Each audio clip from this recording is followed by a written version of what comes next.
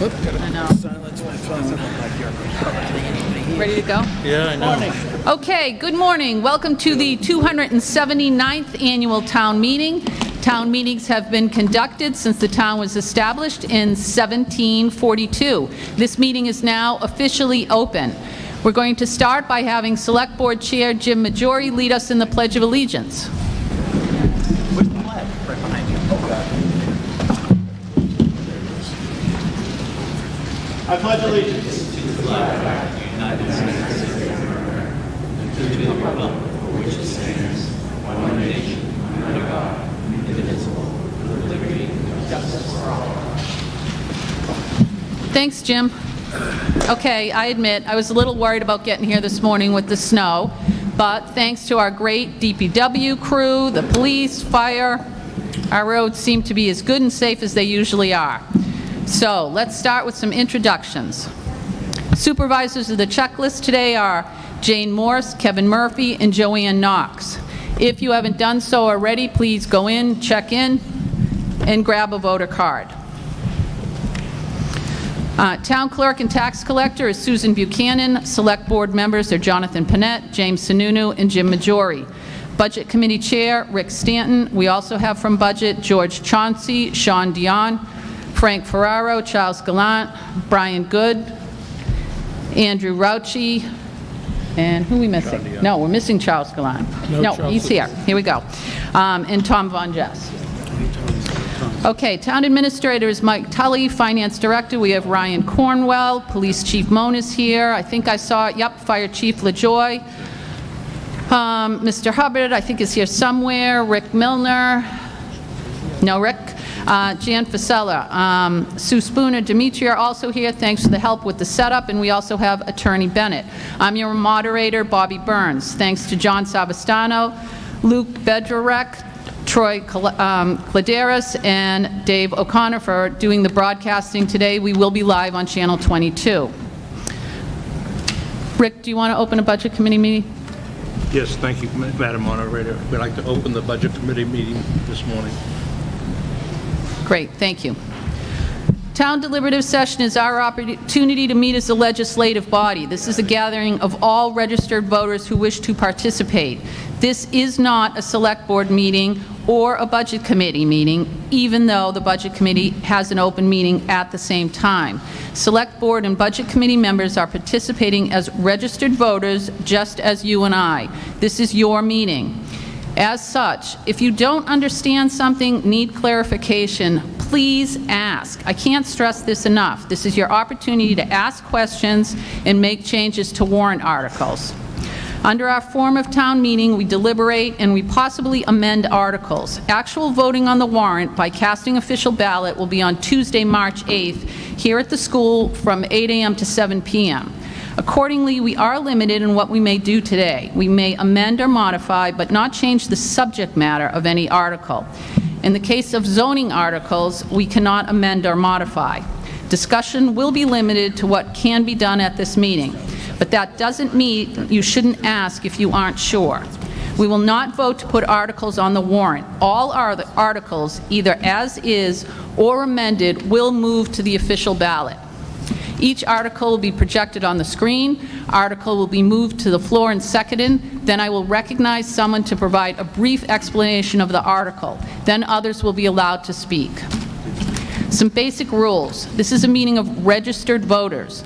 Others may attend, but non-voters will generally not be allowed to speak. Town staff, even if they aren't registered voters, will be able to speak for purposes of providing information and clarification. Please come up to the microphone if you wish to speak. If you can't come to the microphone, just let me know and we'll bring it to you. Please show your voter card, state your full name. This is necessary for the minutes. Please address all comments to me. Only one person has the floor at a time. Discussion between parties is not a good idea. Once you have asked your question or made your comment, I ask that you yield to the next person speaking. If you are proposing an amendment, I may ask for it in writing to ensure that we can record it properly. We will discuss only one amendment at a time. This is simply to ensure that we can keep everything straight. All those wishing to speak today will be allowed to speak. I would ask that everybody be allowed to speak once before someone gets a second chance. Please keep in mind that every individual in this room wants what is best for their town. Their ideas may just be a little bit different than yours. Also remember, any article or amendment to an article can be reconsidered at any time unless we take a vote to restrict reconsideration. Once reconsideration is restricted, that's it. The article cannot be reopened. The following individuals will be on the ballot. If you're here today and I call your name, if you could raise your hand, that would be great so the people watching on television can know who you are. 1 moderator position, 2-year term. Me, Bobby Burns. 1 select board member, 3-year term, Jim Majori. 1 town clerk, tax collector, 3-year term, Susan Buchanan. 1 town treasurer, 1-year term, Angela Blattis. 1 library trustee, 3-year term, Kathy Kilgore. 2 budget committee members, 3-year terms each, Tom Von Jess, George Chauncey, Lisa Gallagher, and Brian Good. 1 budget committee member, 1-year term, Charles Gallant and Andrew Rauchi. 1 trustee of the cemeteries, 3-year term, Mary Lambert. 2 planning board members, 3-year term, Laurie Atella and Shep Croner. Shep. Scott Baker. 1 water commissioner, 3-year term, Kathy Kilgore. 2 zoning board members, 3-year term, Robin Reed, Dennis Williams, and Larry Miller. 1 trustee of the trust funds, 3-year term, George Chauncey. 1 supervisor of the checklist, 6-year term, Pollyanna Ford and Jane Morse. Candidates night is on Wednesday, March 2nd at 7 p.m. at the Town Hall. It will be broadcast on Channel 22. You will be able to call in and email questions. Okay, we're going to move the zoning board articles to the end because they can't be amended and because we have a bond article. So we're going to be starting with the bond article, which is Article 6, the new safety complex. Jim, can I have a motion to move that to the floor? Madam Moderator, I move Article 6 for the new safety building to the official ballot as presented. A second? I'll second that. And James, are you going to speak to that to give us an introduction? I am. This article for a new public safety building is the culmination of 20 years of discussion we've had on replacing antiquated, out-of-date town facilities. In 2020, many of us here were present at a meeting where we approved an amended article that led to the construction of the new library on the Homestead property, which broke a long-time logjam in terms of replacing the facilities that we have in town for police, fire, town offices, and library that are aging rapidly and are no longer adequate for the services the town needs to provide. In 2021, the Select Board issued an RFP to solicit proposals from project managers. We selected a design team led by Ritchie Construction and John Tunnell as architect, and they proceeded to work with an advisory building committee of citizens in town to develop a plan to replace the police and fire station and to renovate town offices on the former library site. Throughout the course of the summer and into the fall and in the winter, there were a number of public meetings with the building committee, with the select board. Eventually, the budget committee discussed this project as well. And the design that has been presented is a plan to first renovate there's 2 parts to this. There is a public safety building that is addressed in this article. The next article we discuss will discuss the town offices, but since they're together, I'll briefly mention that one. The plan is to renovate the former library building into new administrative office space for town employees, and then to raise the existing public safety building and replace it with a new 26,000 square foot combined police and fire station. We've reached the end of the life on these public buildings. The fire station is going on 60 years old. It's structurally compromised. It was built in an era when it was strictly a volunteer fire department. The police department as well is not an adequate facility. It doesn't meet current standards expected for a police force. And so therefore we have put forward this article which specifically funds a bond to build the public safety center on the existing site. Okay, so let's open the floor up to questions, comments, proposals of any amendments. Please feel free to come up to the microphone right here. Come on up.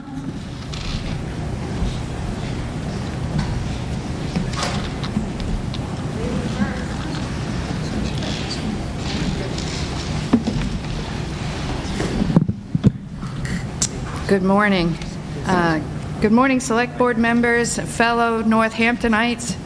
My name is Tracy Emerton Williams. I'm a proud resident of Northampton and Walnut Avenue. And in fact, this year is the 50th birthday of my house being built in 1972. So we're going to have a house party. I'm also a proud graduate of this Northampton Elementary School, class of 1977. I'm a Winnicott High School grad, class of 1981, so an all Seacoast girl. I'm the mother of 3 Winnicott High School graduates, 2 of my own and 1 was a foster daughter. And I went on to college from Winnicott to study computer information systems, which kind of brings me here today. In 1990, I was a volunteer at the Greenland Police Department. They had an antiquated computer system that no one knew how to operate except for me, and I was helping them.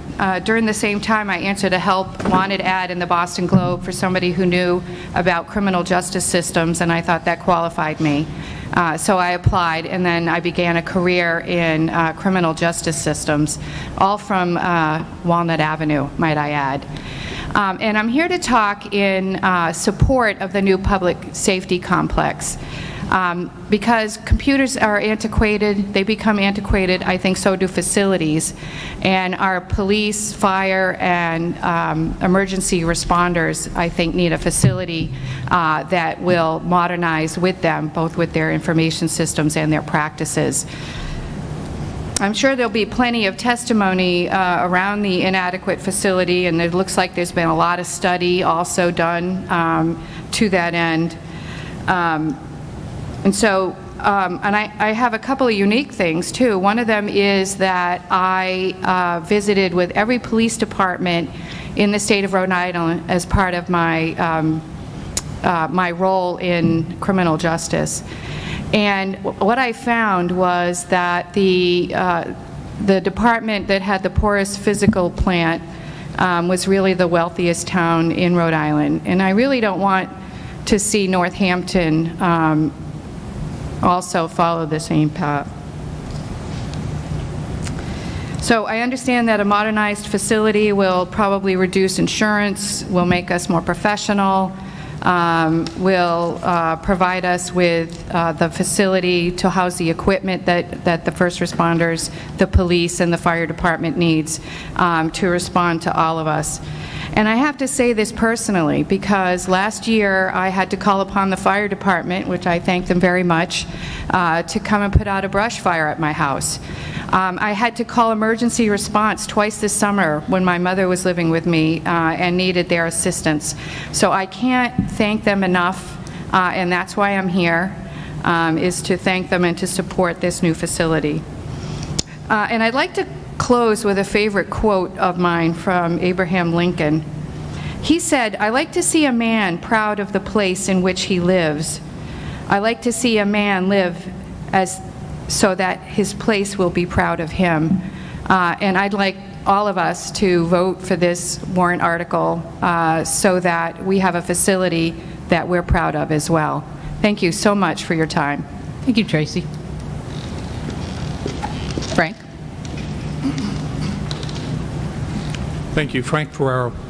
As a member of the Budget Committee, I was one of, I think, 2 members that initially recommended against this warrant article. However, I was reminded of my own words 2 years ago when I stood here and talked about a compromise, and that my definition of a good compromise was when nobody's happy with the compromise, but everybody can live with it. The Budget Committee reconsidered the vote and voted 9-0 to recommend. My question is, however, an integral part of this project would be the temporary relocation of the fire department and the police department and all of the ancillary activities that go along with that. And at this stage of proposing exactly how much would be needed and with a plan that might change a little, but basically there's a plan. I assume that there's a location that's been identified and possibly even a contingent agreement with the property owner for that relocation. And I think that voters would like to know where that is.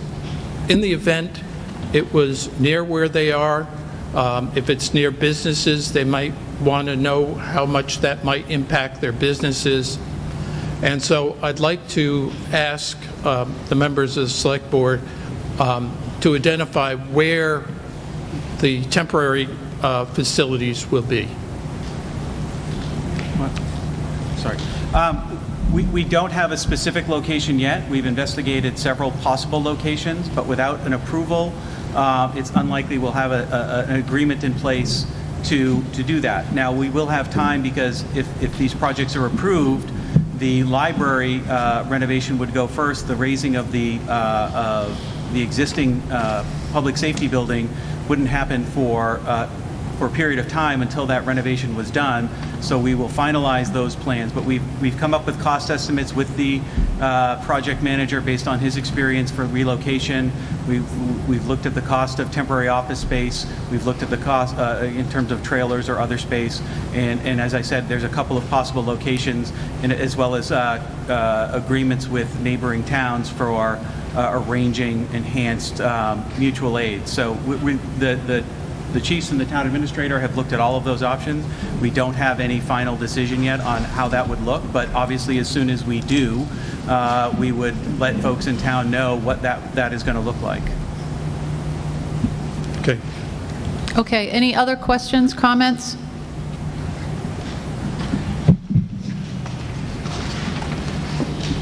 Good morning, Ms. Moderator. Kathleen Kilgore, 220 Atlantic Avenue. My question to the board is, I know there's 2 articles here on the ballot for the safety complex and then one for the town offices. They're split. They must be split for a reason. Why? Second is, are you making one a priority over the other? My thought is the safety center is a priority. And if the safety center passes and the town offices don't pass, what is your contingency to move forward with the safety center? Because that is a priority over town offices at this point. Get that. Yes, the articles are split. We looked at this in terms of the 2 buildings.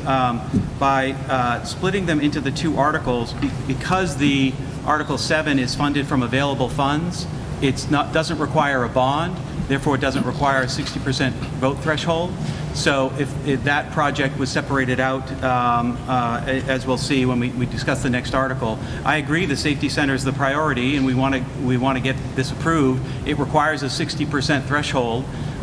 So that was, we wanted to focus on that as funded with the bond because of the amount of the funding needed. We were able to identify enough funds to fund Article 7 out of without taxation, so that article is going to require a 50% vote. In the I would have to say very unlikely circumstance that Article 6 gets 60% of the vote, but Article 7 gets 49%, yes, that would present an issue, so we would have to look at how we would do that, whether we have to delay the beginning of construction on the Public Safety Center or relocate town offices in another way, administrative offices in another way, to accommodate the construction on the Public Safety Center. Other comments, questions? Kathy, you have a second one? Doesn't look like anyone else. Go ahead. Thank you. In regards to the comment you made about making an alternate plan, would you consider temporary relocation of the town offices to office space on Route 1? There seems to be a lot of it, and it might be able to be the avenue that was chosen if the second warrant article for the town offices fails, but the town makes the safety center the priority. Certainly, we certainly would consider all options for if we have to relocate space temporarily. As I said before, as with the public safety issue of relocating those folks while the old building is knocked down, we are open to all options to how we do temporary relocations, whether it's into existing office space, whether we have to bring in temporary trailered office space, you know, and as soon as we make those determinations, if and when these articles pass, we'll certainly communicate to folks how that's going to be managed. That would be one of the first priorities, if and when these pass, is to start that planning process. We're not going to bring a bulldozer in on day one. We're going to start executing a plan with our project manager on how we manage this. Okay, any other comments? Hi, my name is Brian Good. I'm on the Budget Committee. I was also on the Building Committee that looked at the safety complex, excuse me, and the town offices. I live on Willow Ave, and as going through this, I think the Budget Committee and the Building Committee completely agreed that we need to replace our safety complex. I don't think most people in town hopefully agree to the same. But what I'd like to do is going through the different variations of the building and how it looks like. It has some added square footage that I think we can be reasonable and look at removing.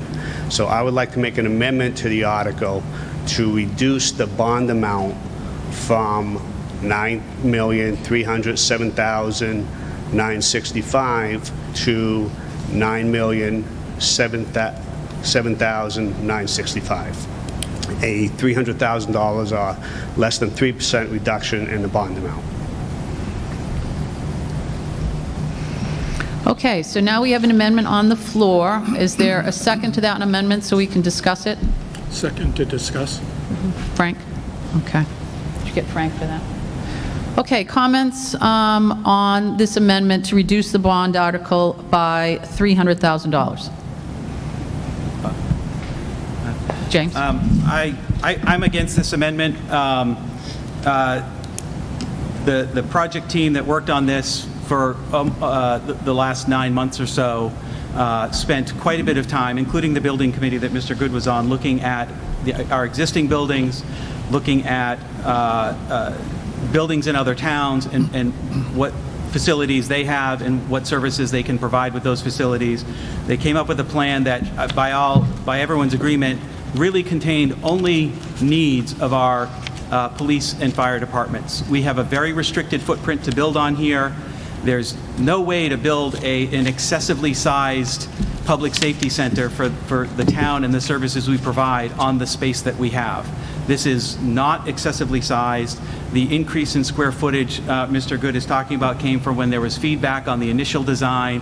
It had a small one-story front to the building where there was a lot of feedback about changing the look of the building to be more in tune with a lot of the architecture in town, especially the older homes. You have that farmhouse look where that second floor was added on top of that. That's a very marginal increase in cost. I don't know the exact dollar amount, but you're talking about 400 square feet at $300 a square foot. That's not $300,000, especially when you're just adding a second floor on top of something that already has a roof and already has a first floor under it. So $300,000 is just an arbitrary number. The increased cost from an extra 400 square feet is not what's driving the cost of this project. What's driving the cost of this project to the level that we've seen versus what this town has considered in the past is inflation and increased materials cost and increased labor costs, all of which are going to put cost pressure on this going forward. So if we delay on this project, it's going to be much more expensive. If we make arbitrary cuts to the budget here, we may face a situation where, given the current environment for supply chain and inflation and things, we have a constrained budget. So I'm very much against changing this budget. It was developed with a lot of input and a lot of thought and a lot of care. It's a big number. I think everyone understands that it's a big number, but it's a number that's only going to get bigger if we wait on this. So I think that this is the right cost for this building. We will certainly be doing everything necessary to keep costs down. All of the subcontracts for the project will be bid out competitively. This isn't some sort of lump sum where we're just handing the builder a check. Everything will be scrutinized and watched for cost, and we will be, be making absolutely sure we spend taxpayer dollars effectively. Any other comments on this amendment? Kathy? The original cost that was proposed, did that include all the soft costs, all the furnishings and all that? Yes, every cost that we could think of is included in here. Furnishings, equipment, generator, anything that finishings, interior finishings, cabinetry, all of that, all the costs for the architect and the project management, everything is included in this estimate. Okay, my comment as a resident is the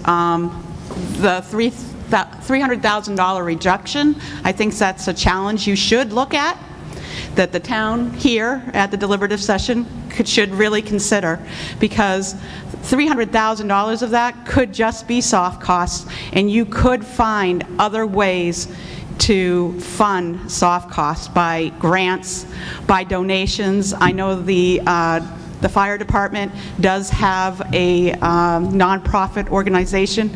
They may be able to help raise funds. I believe they just got a donation from Planet Fitness for equipment. So I believe the $300,000 does not jeopardize the safety and the quality of the building. Any other comments, questions about this amendment? Moderator? Back here? Go ahead, Frank. I was wondering if Mr. Good had something in mind to reduce this, some reduction in the building that was proposed, or how they're going about it. So the reason I came up with the number is a couple of factors. Is number one, the actual expense of the building includes the $9,300,000 includes 10% of overruns. So I think also looking at the specifics, we really haven't gotten into the specifics. I do know, as Mr. Sununu had mentioned, that they did do some tweaking of the size of the building for aesthetics. I just think that we really could look at that and do better. We are drastically increasing the size of the building than what we have today. We're not saying that we don't need that size. We do. But I think we have some avenues here that we can do a little bit better and not be quite as high as we are. So I think as I'm looking at the $300,000 and saying we have a overage that I think we can look at. We have not heard of anything about grants or anything like that as been brought up. And I think we can look at doing some of the reductions on the different aesthetics, a different size, to come up with some money. We're talking about a building that's $300 a square foot. So, and the numbers that we've received so far, every 100 square feet we can reasonably take out of a 26,000 square foot building. I think it's a savings to the taxpayer. Bob? Just to address some of those things. The possibility of offsetting costs with grants or other funding sources has certainly been discussed. Our chiefs and deputy chiefs in both the police and fire department have done an outstanding job over the last year and a half, bringing in grant money, over $100,000 in terms of savings to the fire department in equipment, additional savings to the police department, and grant opportunities will certainly be explored. We can't count on those today because until we have an approved project, we can't submit a grant application. So as soon as these projects are approved, we can put forward grant applications to offset any of these costs. Those costs will come directly out of the expense for the building. Funds that are left over, including from the contingency that Mr. Good mentioned, will be held by the town and used to offset the expense of the bond as we go forward, paying for these buildings over 30 years. We can't just pay down a lump sum on the bond with any money that's left over. That's not allowed under New Hampshire Bond Bank rules, but we will hold those funds and use them specifically for reduction of bond payments in the future. We're looking at approximately 39 cents per thousand on the tax rate from the cost of this building based on preliminary estimates from the bond bank. That number would go down for any cost savings, including what's left out of the contingency for this project. The contingency is at 10% because of those factors I mentioned before. Inflation, materials, labor costs, we've all seen these things making it very difficult to predict what something's going to cost 6 or 8 or 12 months from now, which is when these buildings are going to be underway over the course of a year. And so I think it's very important to trust the cost estimates we have from our construction team that this is what this building's going to cost. The construction cost estimate for the Public Safety Center is $319 a square foot. That compares very, very favorably to other similar projects that have been done. Our own library of 11,500 square feet at $3.9 million was $339 a square foot. We have Somersworth is building a fire station right now at $492 a square foot. Kingston is building a fire station at $411 a square foot. Brunswick, Maine is building a fire station at $350 a square foot. North Conway completed a station last year at $423 a square foot. We are at $319 a square foot for our cost estimate. We have been very careful, our construction team has been very careful, our architecture team has been very careful to design a building that is cost effective. So I just think arbitrarily cutting out an amount of money that is budgeted for the process is not needed. As I said, any funds that are left over that are either not spent or offset by grants or other funding sources will go right back to reducing the burden of this project to the taxpayers. Okay, any other comments, questions on the amendment that's on the floor? Okay. You have a comment?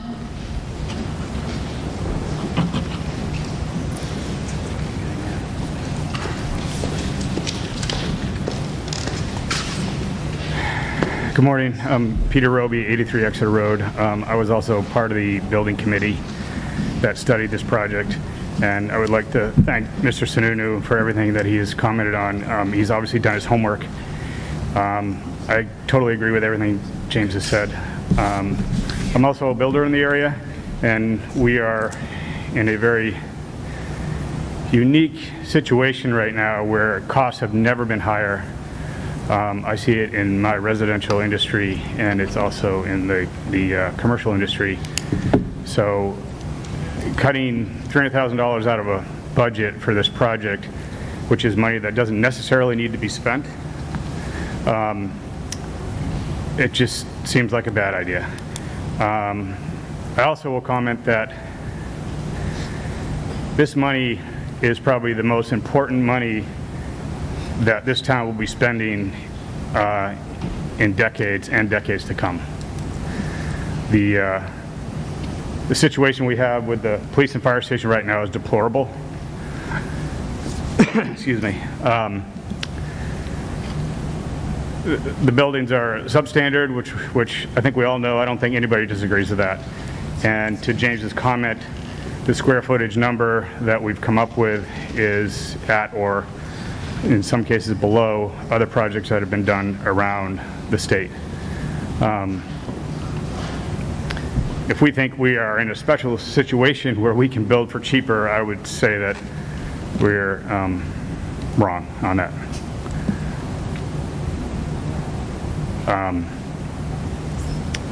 Thank you. Those are my comments. Thanks, Peter.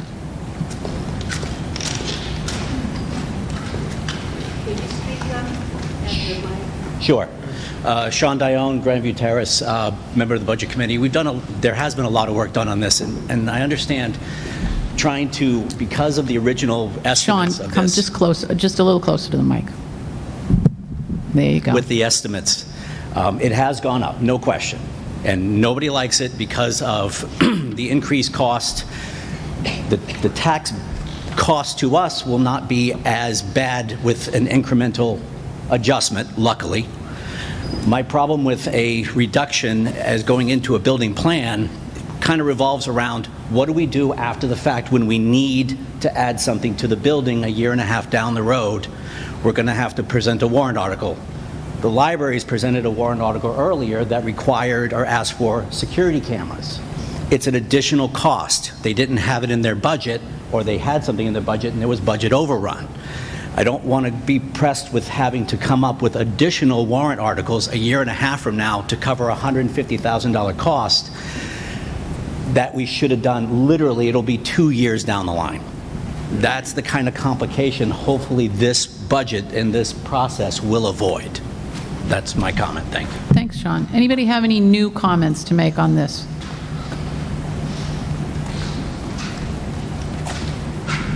Kirsten Larson, Schultz, Post Road. I have a couple of items just I'm looking for clarification on. The very last sentence says to raise through taxation $232,699 for the first year's payment. Does this mean that each year we're going to be back in this same place asking for more money to cover a bond payment? I just want clarification on that. The other thing I'd like clarification on is part of this big number, and especially the $300,000, is $100,000 for a project manager, correct? If so, why is that necessary? Has that person been hired? And just a comment, you're asking, this amount of money is a big number for taxpayers to swallow, on top of $9 million for a school at half capacity. So I think it's perfectly reasonable to be as conservative on this as we can be for the taxpayers. Thank you. I'm not sure how that specifically relates to the amendment, but I'm going to, James, go ahead. No, there's no need to come back next year to approve. Once the bond, this bond were approved, the payments would be made out of taxation year to year. There wouldn't be any further approvals needed. That number represents the estimated amount from the, I'm looking over at Ryan, from the bond bank for what the first year's payment would be. And there's a bond schedule, the town, you can get it from the town website, that shows the estimated, annual payments for this, so folks can look that up. I don't have it in front of me. The $100,000 is for a position called the Clerk of the Works. That position is someone who represents the town's interests, works alongside all the contractors who are working on the project, assists with evaluating bids, determining who the best bid is, what the best bid is to select for all the subcontracting, observes the quality of the work being done, and is the day-to-day eyes and ears for the town. So that is a position that generally for a project of this size is something you would hire to ensure that we're getting what we are supposed to be getting in terms of cost and quality. So that is a budgeted for position that would be hired after this is approved. We have not solicited for that position yet. Any other comments or questions on this? Go ahead, come up to the microphone. Yep. Lisa Gallagher. Just a quick question. Can you just explain, I don't understand, maybe other people do, but I don't understand why if you're appropriating $232,000 for the first year, how are the payments getting paid for after that? I didn't understand your answer, that's all. Once the bond is approved and the first year's payment is appropriated, future payments are an obligation of the town, therefore they become part of the town's default budget. So they are automatically part of the town's budget. Once the town has voted to approve a bond, we are obligated to make those payments, so therefore they're part of the town's default budget and automatically included in the budget each year. So if you look at the town's budget, you'll see at the very end there's debt service for various bonds the town has paid in the past. This would end up in that line item as debt service in the default budget for the town. Mike? Thank you, Madam Moderator. Just want to let everybody know that inside your packet with the pictures of the buildings is the estimation of the bond bank. So if you look inside there, that sheet is included in your packet, so everybody has it. It's on the front table. Thank you. Thanks, Mike. Anybody else with comments on this amendment? Okay, let's go ahead and take a vote. We're going to do a hand count, and the amendment that's on the table is to change this warrant article to read, to see if the town will vote to raise and appropriate the sum of $9,007,965 for the purpose of design and construction of the new safety building. So it's a reduction of $300,000 from what is currently on the article. If you are in favor of reducing this bond by $300,000, then hold your hand up and hold your card up so we have time to count. All those in favor of the reduction?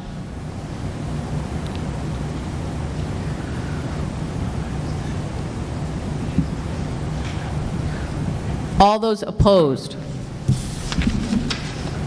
Okay, the article has failed. Okay, any other comments or questions around Article 6, new safety building? Come on up. Madam Moderator? Yeah.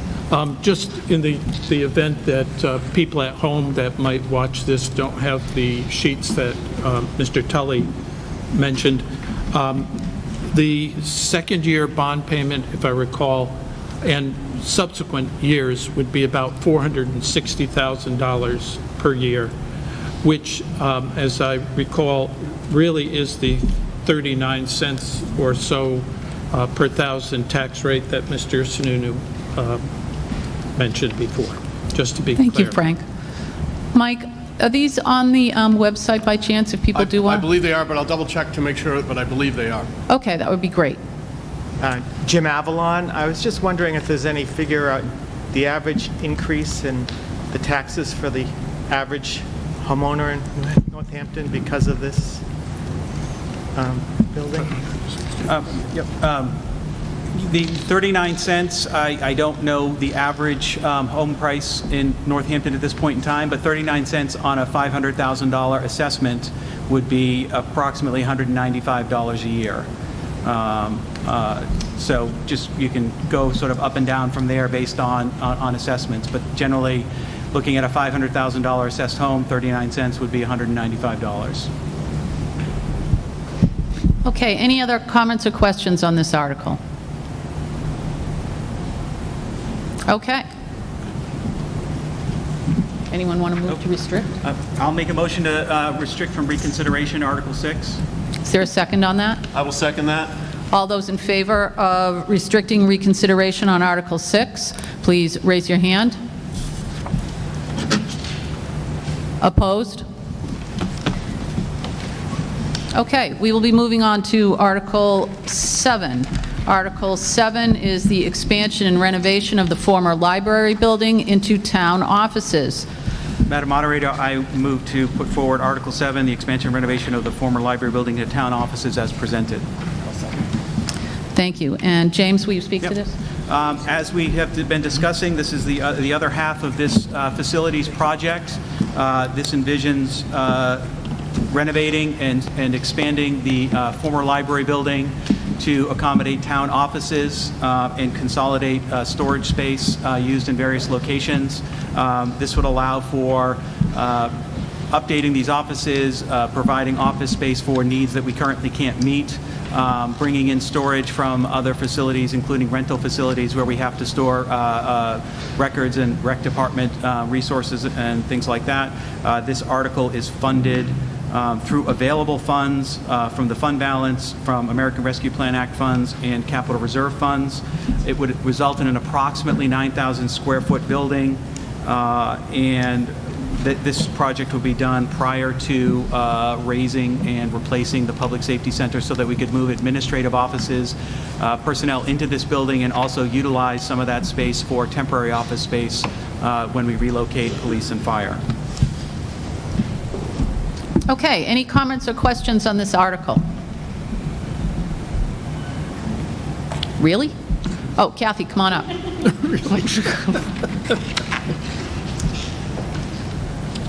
Can I just fire them away? I got a few.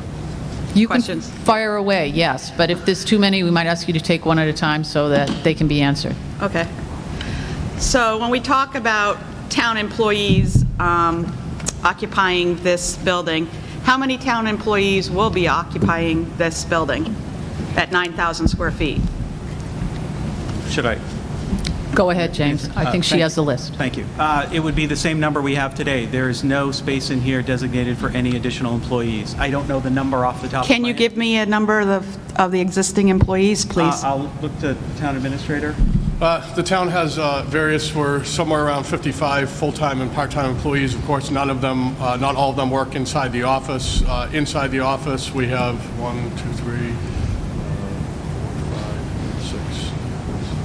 7 full-time currently, and also the building will have available space for rec storage that we currently don't have and things like that. So the same number of employees that we have today, 7 full-time employees in our administrative offices will be in this building. The plans that I have seen have us moving the town clerk into these offices as well, is that correct? Part of the long-term plan was to consolidate all the public-facing services so people have a one-stop to go and conduct business with the town, whether it's paying a tax bill, getting a car registration, getting a beach permit, talking to the building department, getting a building permit. So yes, the long-term plan would be to consolidate that space into this building.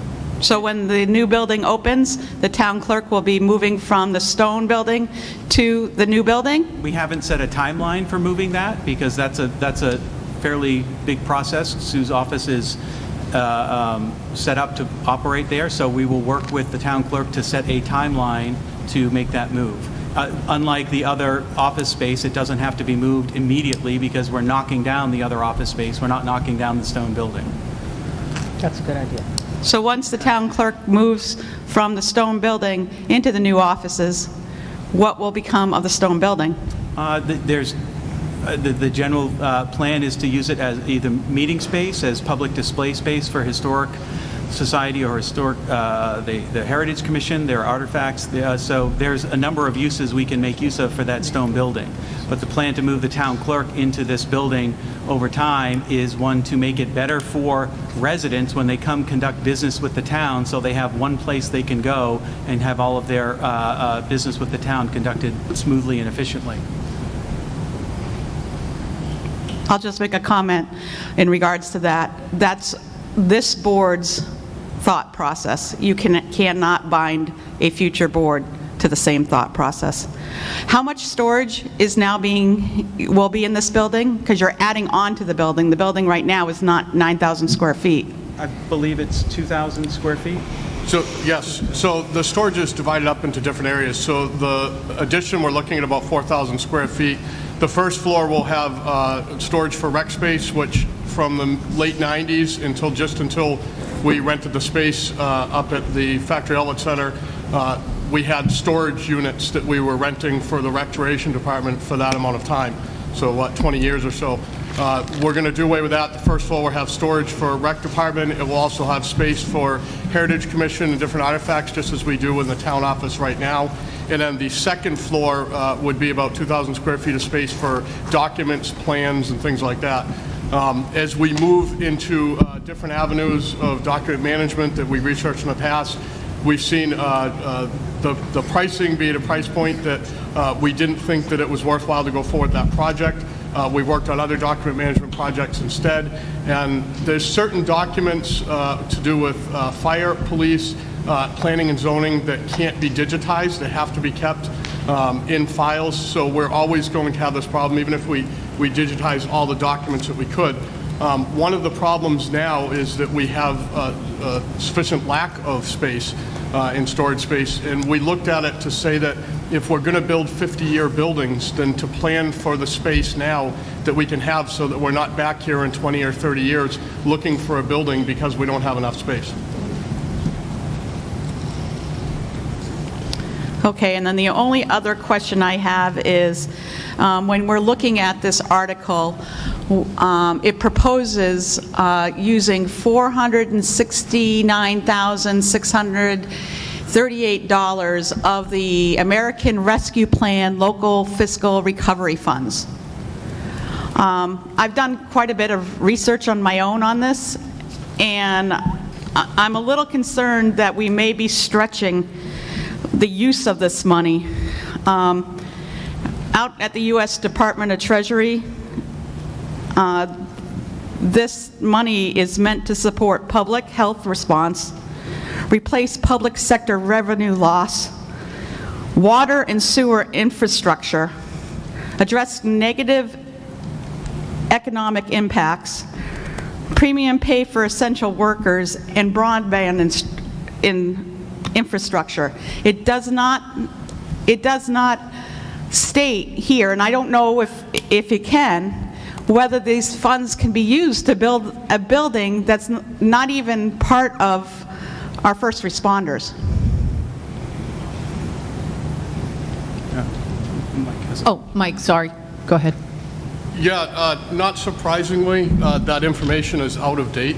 That's originally when the funds were made available, and what happened is that the avenues that towns and municipalities could spend this money was so tight that there was many complaints to the U.S. Treasury, and they redid all their guidance and determined that any NEU, which is what we fall under, that received these funds, all those funds under $10 million were moved into lost revenue calculations automatically, which can be used for anything general towns would spend money on. And capital projects are one of those projects unless it includes a bond. So this project does not include a bond, and capital projects are monies that the town would generally spend on general government services, and so it is completely within the realm of what we can spend this money on. So you're saying that we had lost revenue the year of COVID? I'm saying that originally when they did the lost revenue calculations, the calculations came down from the federal government that each town and city had to use, and they figured out a certain percentage increase over the last couple of years. And yes, we qualified and took it under lost revenue. And then after the changes were put through by the Treasury Department, it all was determined to be lost revenue no matter what. If you're under $10 million that you receive from the federal government, then it's all transferred into lost revenue, which is all covered by general government services. Okay, thank you, Mike.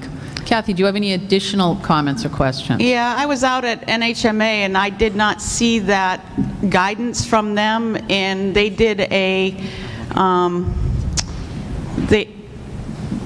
some of the detail I was looking at was dated January. So is this guidance that come out in the last couple weeks? And can you provide that guidance in writing?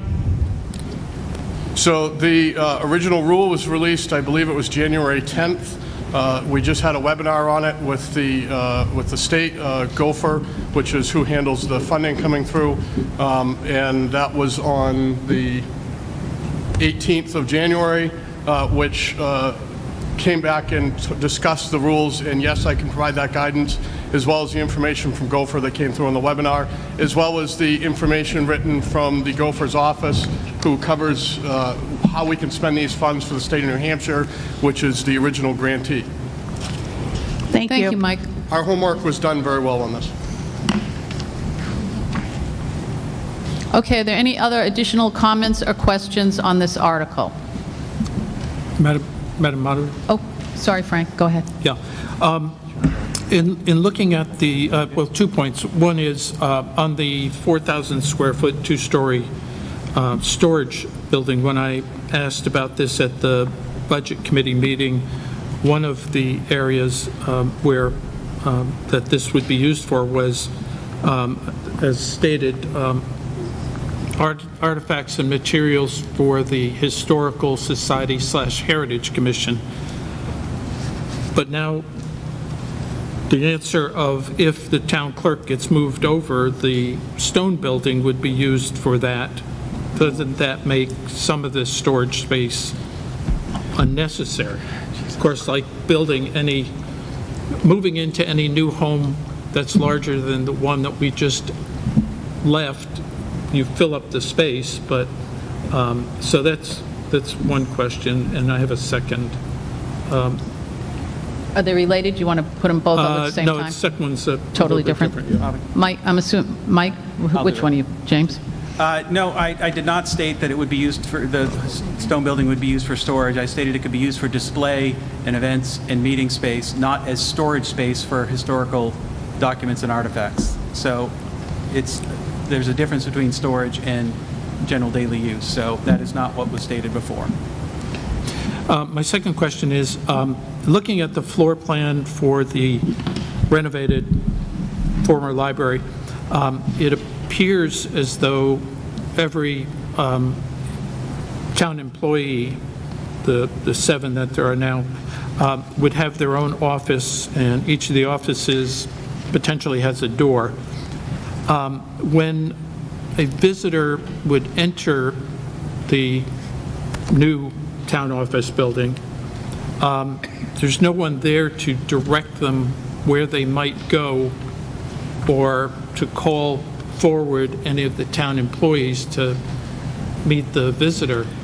There is like a desk or window area that I think is designated potentially for the future town clerk space, although I don't think the town clerk wants to be a receptionist.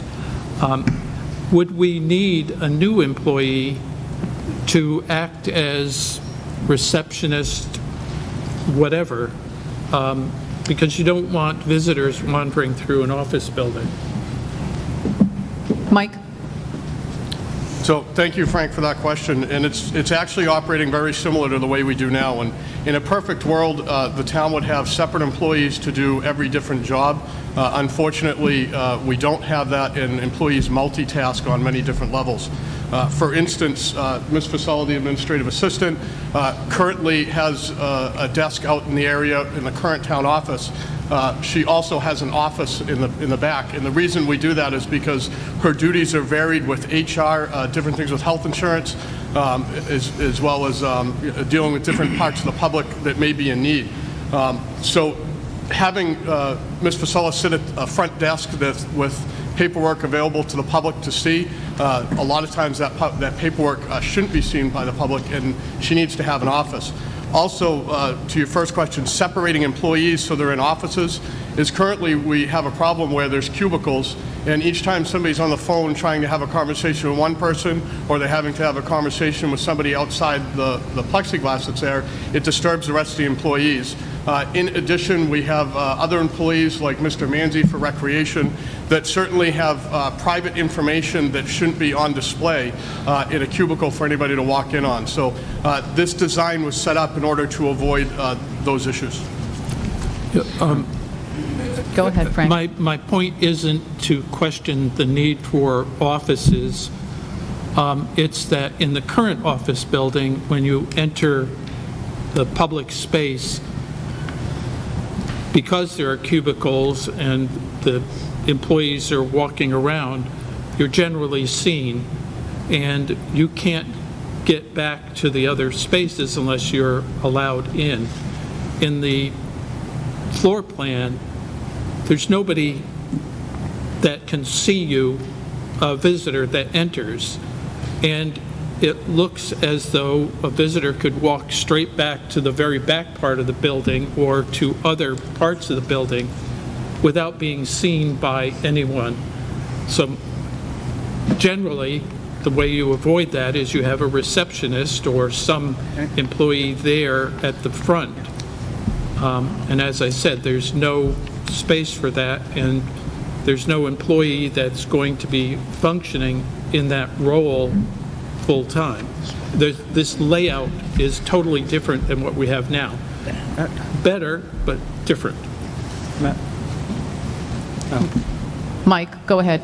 I'm sorry, maybe, Frank, you're misunderstanding, but the reception area and the door next to it to walk into the back is a restricted space, authorized personnel, very similar to what it is now.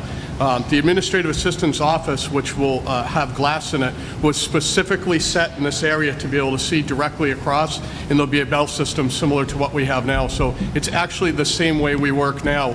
that any employee, if they're not tied up, could help a resident, because often residents need different people. Do I agree with your assessment that it would be the best situation to have a person there all the time? Yes, but we multitask, we do things to keep the budget at a lower rate, and we don't do that, we don't intend on doing that as we move forward. Okay. Madam Moderator? Go ahead, James. Just to go, an earlier point, there was a question about the use of these funds. I have the actual, if you let me read briefly. This is from the Department of, excuse me, Department of the Treasury, their final guidance on using the ARPA funds. Recipients can use SLFRF funds, those are the funds we're talking about, on government services up to the revenue loss amount, whether that be the standard allowance amount or the amount calculated using the above approach. There's a formula. Government services generally include any service traditionally provided by a government, unless Treasury has stated otherwise. Here are some common examples, although this list is not exhaustive. Construction of schools and hospitals, environmental remediation, road building and maintenance and other infrastructure, provision of police, fire, and other public safety services, including purchases of fire trucks and police vehicles, health services, and general government administration staff and administrative facilities. So it is very clearly an allowed use by the U.S. Treasury, which is administering these funds. Madam Moderator? Go ahead, Jim. And I would like to add very quickly that the final rule, which was issued on January 27th, is on the NHMA website. Okay, great. Okay, any other comments or questions on Article 7? Okay. Motion to restrict Article 7 from reconsideration. Do I have a second? Oh, you have it. All in favor of restricting reconsideration on Article 7? Raise your hands. Opposed? Okay.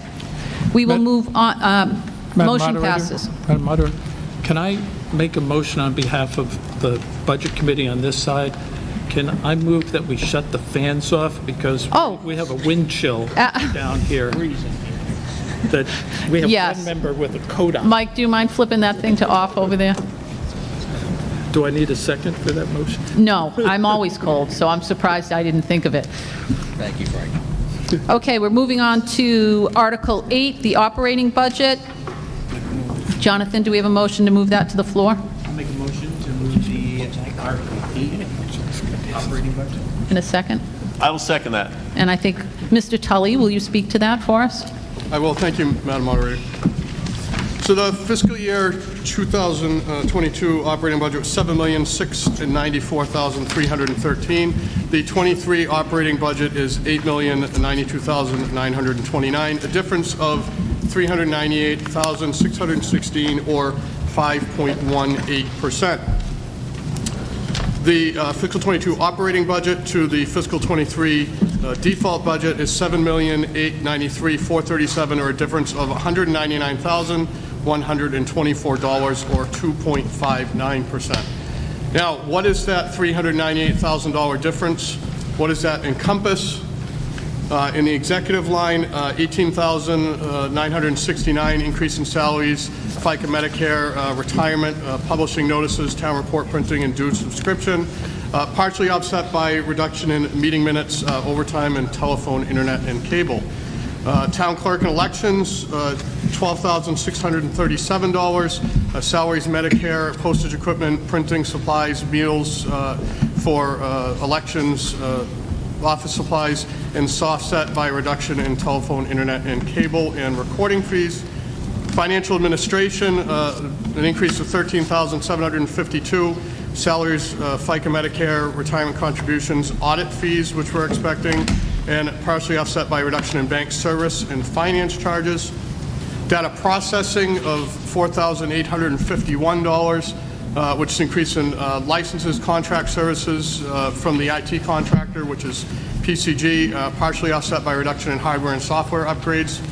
Property valuation of $950. We had an increase in contract assessing services, offset by a reduction in tax max updates. Legal expenses, savings of $15,000 related to general matters, code enforcement, labor negotiations, land use and abatements. Personnel administration, $5,237. An increase in health insurance, partially offset by compensation salary increases, which are received from annual performance. Planning and zoning, $7,302, increase in salaries, Medicare, retirement, partially offset by reduction in Rockingham Planning Commission dues, which we received. General government buildings, increase of just under $6,000. Salaries, Medicare, water, and partially offset by reduction in heating oil and propane, as well as custodial supplies. Cemeteries, increase in salaries, FICA, Medicare, telephone, internet, and cable of $3,492. In insurance, increase in workman's comp, property and liability, long-term life, and long-term disability and short-term for employees, $20,759. Associations and advertising, $298. That's a reduction in NHMA dues. Police Department, $123,071. Increase in salaries, overtime, FICA, Medicare, retirement, health insurance, training, physicals, gasoline mileage, and just offset a little bit by reduction in holiday pay and education. Fire and rescue, an increase of $128,000. Salaries, overtime, holiday, FICA, Medicare, retirement, vehicle maintenance, equipment, partially offset by a reduction in education and training. Code enforcement, an increase of $6,102. Salaries, Medicare, retirement, training and education, dues, subscriptions, and partially offset by a reduction in gasoline, mileage and tolls, and vehicle maintenance. Emergency management, an increase of $2,277, which is increase in overtime, FICA, Medicare, and retirement contributions. Highways and streets, $42,139, an increase in salaries, overtime, FICA, Medicare, retirement, health insurance, care of trees, propane and natural gas, partially offset by a reduction in electricity, meals, gasoline and mileage, and coal patch material. Brush disposal, $10 increase for salaries. Solid waste, $9,350. We're expecting an increase of tipping fees. Recycling of $1,400, an increase in hauling services. Social services, a savings of $25,000, which was put into a warrant article that you will see later. Parks and Rec, $5,175 for salaries of the recreation that were moved into the fund. Agricultural Commission, $1,000 for the community garden expansion. Debt service principal, $13,975, and then savings on the interest of $13,754. And then the public library of $36,192, for a total of $398,616. And then the next slide shows you just an idea of where our money goes. And you can see that 43% of the budget goes towards public safety. Then public works at 14% with health insurance, general government 16%, and then some of the other areas within the budget. Thank you, Madam Moderator. Thank you. Any comments, questions on the budget? Kathy?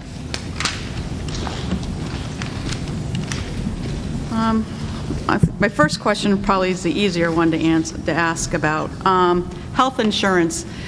I noticed in the proposed CBA in the next article that the health insurance plan has changed from Luminous to Blue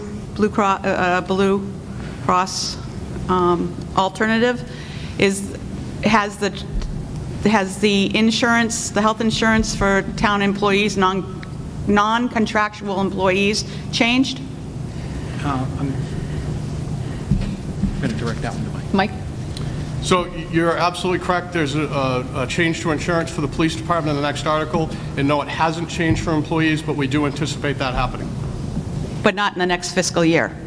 It will occur in the next fiscal year, yes. That's our plan. Okay. My next question is, what is the contribution rate for those non-contractual employees towards their health benefits? Currently, it's 90-10. Is there any discussion on changing that? I don't believe there'll be discussion on changing the percentage, though with the change in plan, there's a significant savings cost to both the town and the employee, so there won't be a need to increase the percentages. I just want to make a note that the private sector looks at a 80-20 shared responsibility towards benefits. I understand that. Unfortunately, we're not the private sector, we're the public sector, and we need to compete with other public sector employers. Private sector pays the public sector's salary. Okay, that's kind of getting to badgering now. My next question has to do with salaries. If I'm looking at the sheets that you provided as a handout, and I'm going just to use the TA's salary as an example, the fiscal 2022 approved budget is $111,888 for that position, and the proposed increase is to $121,667. Am I reading that correctly? I'm going to let Ryan speak on this since it's my position. Are you reading it directly off of the sheet? Yes. Then you are reading it correctly. Okay. Could someone provide me with the percentage of increase that represents? The current cost of living adjustment is, I looked, I believe it was 4.3%, which, as you folks know, there's been considerable changes here in Social Security. So that closely mirrors the change in Social Security. That was the July index that we're using, which we changed to last year. So, Kathy, part of the increase you're seeing there, which you're seeing more than 4.3%, is what's budgeted in the prior year. I want to say was 2%. When we go to, so we budgeted based on previous July, which was 2%. And then when we go to pay out the actual cost of living, we pay it out at the known amount. So we're always budgeting one amount and paying out another, which causes this optic that looks like their raise is more than it is. But what's happening is we budgeted 2, we actually paid out, I believe it was 3.2, so we have an increase there. But in addition to that, the performance increase, the merit that you'll see elsewhere under, I think it's the 4155 section, that's all held right there in a pool. But when it's dispersed to the employees, there could be an additional 2%. So 2%, I believe, was our cap. We may have actually only paid it out at 1.89 or something like that. But you're seeing 2% that's coming from another bucket into the town administrator's line, in addition to almost 1.5% increase above what we had budgeted previously. So all that being said, his actual salary when we went to set this budget, when we applied 4.3%, arrived at that $120,000 number. And you know, I believe there was a section in the budget book where we illustrate just that, because this has come up many times.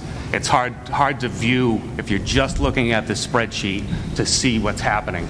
But really, we're looking at a budget increase of what you said, what was it, about 8%? 8%, but if the actual increase to his current salary is 4.3. Probably a little bit closer to the 5, but so okay. Yeah, and I know, you know, from being on the Budget Committee in the past and being on the Select Board, I know what sheet you're referring to, but most residents don't see that explanation. So I appreciate you walking through that. Okay, any other comments or questions on the budget? Motion to restrict Article 8 from reconsideration. Second. All those in favor of restricting reconsideration? Anyone opposed? Okay, Article 8 has been restricted for reconsideration, and we will be moving on to Article 9, Proposed Police and Highway Department Collective Bargaining Agreement. Madam Moderator, I move to put forward Article 9, the proposed Police and Highway Department's collective bargaining agreement as presented. I'll second that. Thank you. And James, are you going to speak to that? So this is our collective bargaining agreement with the Police Department and Highway Department staff. We worked with them over the last 6 months or so to come up with a contract. There's some changes in this contract, including updating the salary scale for our police officers, a 2% cost of living adjustment per year over the life of the contract. We've made, most significantly in this contract, we have a very significant change to health insurance where we're switching the The police union has agreed to switch to a much more cost-effective plan that has much lower premiums that have to be paid.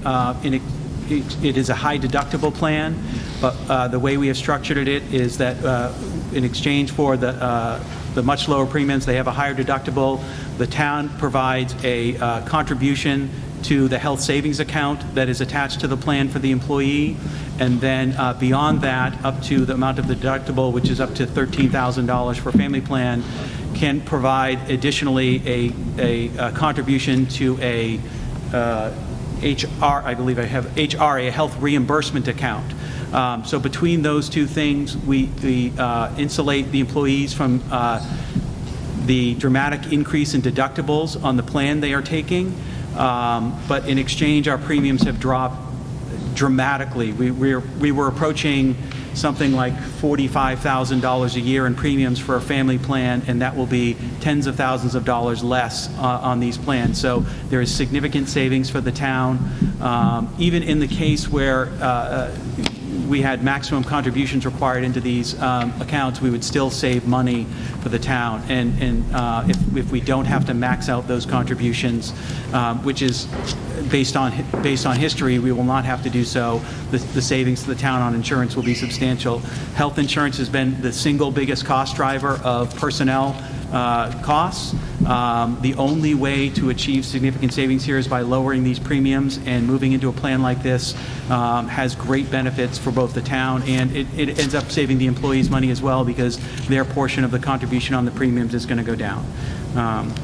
In addition to those health insurance changes, we've made some alterations to the insurance buyouts for employees who choose not to take health insurance. We've made changes to the detail pay that is charged to, you see the police details out there for construction projects or other utility projects, to try to stay competitive with other area departments, so that we are still getting those calls, because some of the funds from those detail payments go into our capital reserve account that we use for police cruisers. And there's a number of other small changes to just the general terms and conditions that are between the town and the union. Any comments or questions on the collective bargaining agreement? Kathy?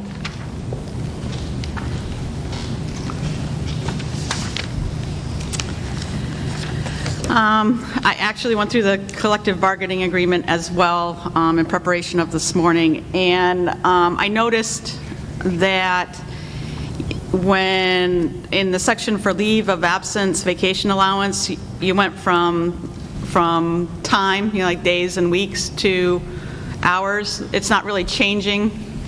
It's allowing the employee to take hours off as opposed to units. Yes. I'm going to defer to the police chief, because I don't want to explain this incorrectly. If she could explain the reason for that change.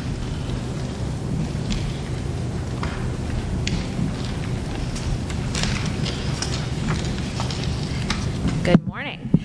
The reason for that change is different hours of days that the employees work. Sometimes they work 8 hours, sometimes they work 10. So this brings some consistency to, if they're taking 8 hours, they're taking an 8-hour day. So it makes it easier for calculations and makes it more clear to the employees, depending on whether they're working 8-hour shifts or 10-hour shifts. Thank you, Chief Mon.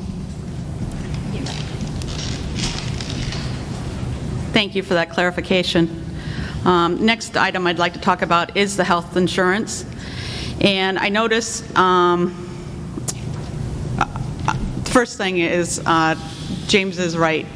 There's quite a bit of savings moving to a high deductible, but still giving the employee a benefit that they need for their family themselves in coverage. With the police CBA, premium contribution has 3 different proposed contributions. Effective the first year, the town's going to pay the 90% and the employee is going to pay 10%. That is equal to what the non-contractual town employees contribute under their current plan. The next Next year, it steps down to 88%, and the employee pays 12%. Then the third year, the final year of the contract, the town pays 86, and the employee pays 14. I just want to make a note that this is in line with the private sector.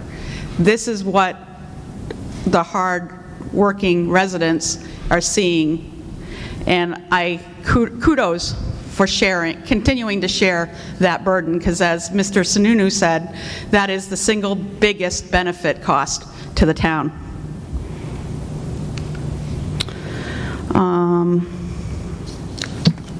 Second question is talking about the buyouts. It looks like the buyouts are layered now in the CBA, that if there's more people in the department taking a buyout, there's a bit of a kick? That is correct. The reason for laying them is if employees sometimes have options whether they take the insurance or not if their spouse has insurance, and they can choose to between plans by layering it in that way where if more employees take the buyout, the amount goes up. It incentivizes sort of a collective action to sort of examine options to whether to take those buyouts. The buyout is still dramatically cheaper than the cost of the insurance premium. So even at the higher buyout rates, the town is saving substantial money when employees take a buyout. Thank you. So if we have people who are opting to take the buyout and then something changes, because that sometimes happens, it's happened, in my household where I was taking the buyout from work and I went on Wally's, but then we needed to switch back. Will the stipends fluctuate in the middle of the year, or will they stay the same? So if we have, 3 taking it and it goes down to 1. I couldn't speak to how that functions. I don't know the HR implications or open enrollment periods or anything like that. So if I can understand you correctly, if an employee changes throughout the year, or if there's more than one in a year? Yeah, more than one, because the way, at least the way I'm interpreting it, if 2 employees, the stipend is a little bit higher. If there's 3, so say right now in February we have 3 taking the stipend, and by June it drops down to 1. Yeah, so it can't change during the year unless there's certain things like loss of coverage and things like that an employee could change that's covered by law, but it wouldn't just be a choice to all of a sudden decide to buy out or not throughout the year. Yeah. We know that at the beginning of the plan year, but yes, that could change because of unforeseen circumstances. Okay. The idea of layering it is that if the town saves money, the employees save money, and that way we encourage that if they have the chance to take it from another area. Oh, and I get that. It's a great incentive, and the private sector uses that as well. But the private sector doesn't, my company doesn't say, oh, if there's 20 of us, that's a little bit more. It's a straight fee. So kudos to the CBA. I think if the police department is happy with it, I think this is a really, really sound collective bargaining agreement for the town as well. Okay, any other comments or questions on the collective bargaining agreement? Motion to restrict Article 9 from reconsideration. I'll second that. All those in favor? Anyone opposed? Okay, motion passes. Reconsideration has been restricted on Article 9. We move on to Article 10, replace fire and rescue engine number 2.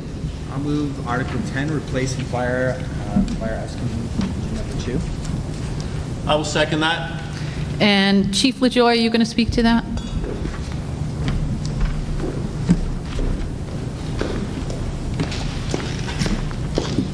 Good morning, and thank you, Madam Moderator. So the fire department is looking at replacing a 1997 engine. It's engine 2. It's 25 years old. Generally, engines see a service life of 10 years of frontline service, followed by 10 years of secondary service. We have a first due engine and a second due. Currently, engine 2 is second due. It has reached its 25th year of service. We are looking at this time to replace that due to the increasing costs that we're starting to see with engine 1. Engine 1 is now 10 years old. Over the last year or two, we've been seeing an increase in maintenance and the associated costs with that. So I believe it's prudent at this time to move Engine 1 to a secondary position as a backup engine and look at replacing Engine 2 with a brand-new engine at the cost of $800,000, which isn't just the cost of the engine, but it also includes all the associated equipment: hose, rescue tools, fittings, valves. The engine itself is about $640,000. Because of inflation right now, we're not sure if we're going to be able to keep it at that price. And all the other associated equipment, we're still not sure how much that's going to be with the cost of inflation, but we do want to leave some leeway there. Thank you, Chief. Any questions about the fire engine? Frank? Yeah, what will happen to the engine that you're replacing? Sure. So Engine 2, over the last 5 years, historically, we haven't seen any rise in maintenance costs, although it's not suitable to be used as a primary response engine should Engine 1 be out of service for any length of time and for other maintenance reasons. So being that we just lost our ladder truck played a key role in protecting personnel and other equipment that's operating on the highway. So now that we don't have a ladder to take that role, we're going to take Engine 2 and use it in that capacity. So it's basically using an engine that isn't suitable for firefighting duties, but we could use it as a blocking mechanism for our primary apparatus. Any further questions? Madam Moderator, Yep. may I ask Mr. Cornwell to explain why there's no effect on the taxation and what a special warrant article is? Yes, you may. Thank you, Mr. Stanton. The reason there is no effect on the tax rate is the entire purchase of this fire and rescue engine will come from the Fire Department Equipment and Apparatus Special Revenue Fund, from which funds are derived from ambulance services. So this is nothing that would require any money to be raised by the taxpayers at all. And all these funds are available. This fund currently has just shy of $1 million. So although this would have a hit on that fund, the fund generates almost $200,000 a year. So we would quickly be able to replenish this money in the future to replace the next fire and rescue engine, which I think he said was 10 years old. And the reason it is a special warrant article is, well, there are multiple reasons it could be a special warrant article. In this case, the reason we put it in actually dates back to when the fire department had to buy SCBA units a number of years ago, I believe under the previous fire chief. And because of timing and availability, they weren't able to make that purchase within the singular fiscal year. This allows this appropriation to automatically carry forward for an additional fiscal year. So in the event, I know there's been issue with buying cars and trucks. I don't know if the same exists for a fire truck, but this provided us additional flexibility to make that purchase if we have to stall because there aren't any available within the fiscal year. So really it gives us not only financial flexibility because we have funds already available to pay for it, but we've created flexibility over the timeline when the purchase can be made. Thank you, Ryan. Any other comments or questions? Okay. Motion to restrict Article 10 for reconsideration. I'll second that. All those in favor of restricting reconsideration on Article 10? Anyone opposed? Motion passes. Reconsideration has been restricted on Article 10. Thank you very much, Chief LaJoy. Thank you. Next is Article 11, purchase of a police cruiser. Madam Moderator, I move to place Article 11, purchase of a police cruiser, on the official ballot as presented, and with your permission, ask Chief Moan to speak to the article. Okay, and is there a second? I'll second that. Thank you. Chief Moan, do you mind speaking to this article? Okay, the most recent capital improvement plan recommends the purchase of one police vehicle per year, so this is in line with that. This is for $45,000, which is the purchase of the vehicle and the rotation of most of the equipment from an older vehicle. This is a little bit different this year in terms of taxation and the use of revolving detail funds. In the past, our police detail fund has provided the funding in its entirety for the cruisers that have been purchased. And this year, we do not have those funds due to a variety of issues, a lot related to the pandemic in terms of how much income we could take in and some other factors. So in this, the $33,000 is approximately what we have in the contents of that fund, and then the rest is the $11,000, which would be through taxation. We just got a estimate for a cruiser, and we were concerned that the cost would have skyrocketed from last year, but it's actually less than $1,000 for less than $1,000 increase from our last purchases. So that's one piece of good news. Okay. Any questions on the police cruiser? Frank? Yeah, I'll just ask the same question. So what'll happen to the cruiser that this replaces? So there's a variety of things that could happen to it. The plan would likely be that it would go to the town for, so our highest mileage vehicle that is no longer safe for patrol or response, it would go down the line if it's still in good enough condition to be used for administrative town purposes. Frank, do you have a follow-up as to what will happen? No. Okay. Thanks. Okay, any other comments or questions on the police cruiser? Come on up, Wally. Wally Kilgore, 220 Atlantic. Just out of curiosity, Chief, don't go too far. Is this a cruiser or an SUV?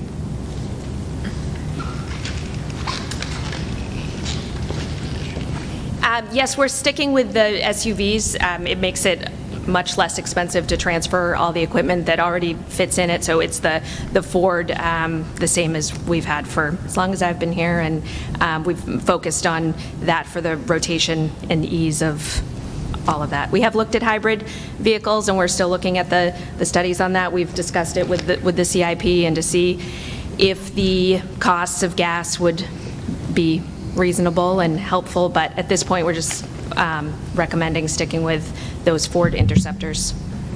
Thank you. Any other comments or questions around the police cruiser? Motion to restrict Article 11 from reconsideration. All those in favor of restricting reconsideration? Anyone opposed? Motion passes. We move on to Article 12, road resurfacing. Madam Moderator, I move to put forward Article 12, road resurfacing as presented. I'll second that. And James, will you speak to that? This is our annual road resurfacing article. Everyone who's seen our warrant in the past will be familiar with this. It is for continuing the 15-year road maintenance program that is put out by the Department of Public Works, which I believe is available for folks to review on the website. The roads to be completed are proposed as Meadow Fox, Sylvan, North Road West, Highlander, Juniper, and Woodridge under this plan.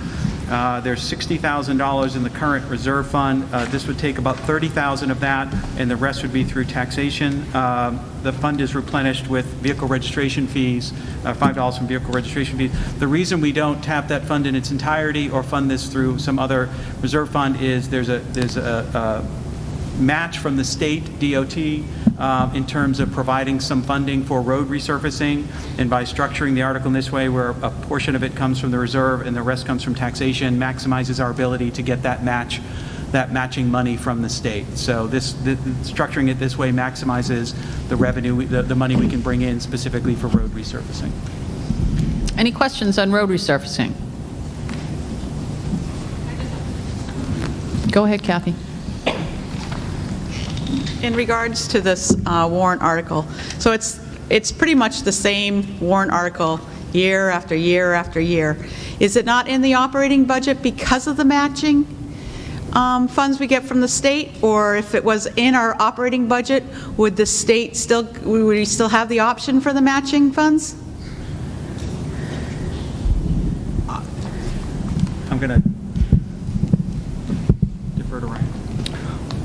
Kathy, I don't know the origin of why it was always had been a separate warrant article, but to your point, I don't see that there would be any issue with having it within the operating budget, because you still could offset part of the operating budget with money from other sources, but I think it's done so just to portray to everyone this is what's happening. It's rather clear, because this number does change from year to year. It's just very marginal, to your point. It is typically the same amount.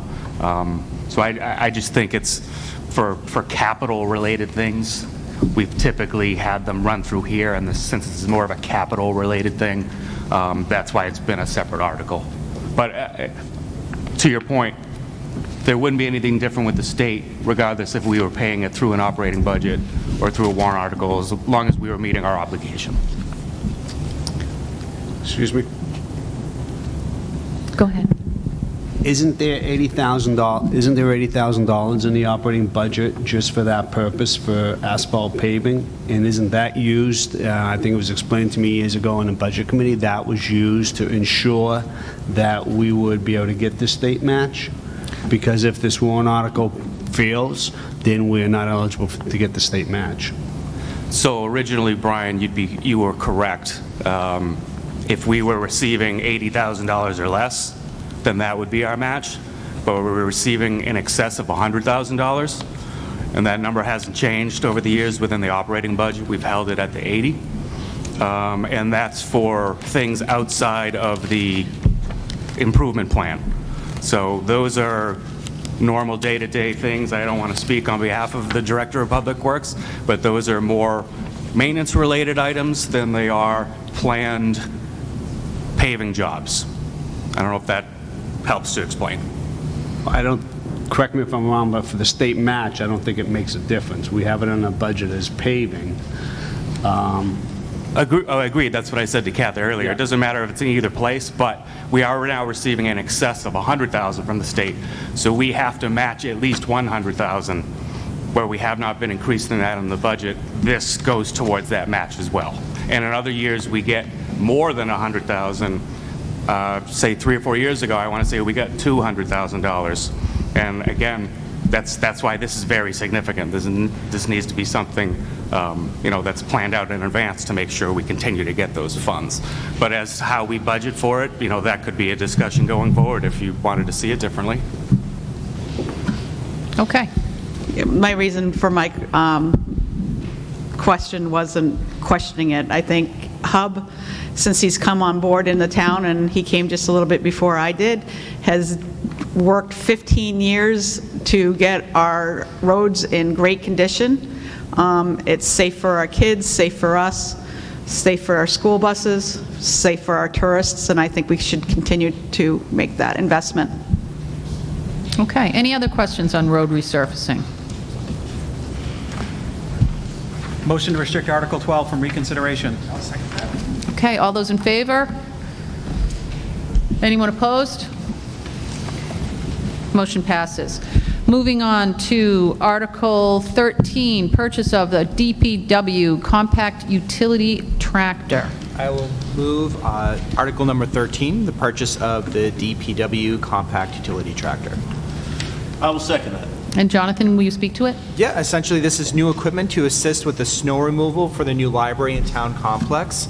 The amount of walkways has grown too large for the personnel to complete by hand, so this is simply going to assist so we ensure that the snow is actually removed.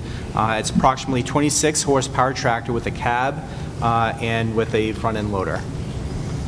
Okay. Any questions or comments around the purchase of the DPW utility tractor?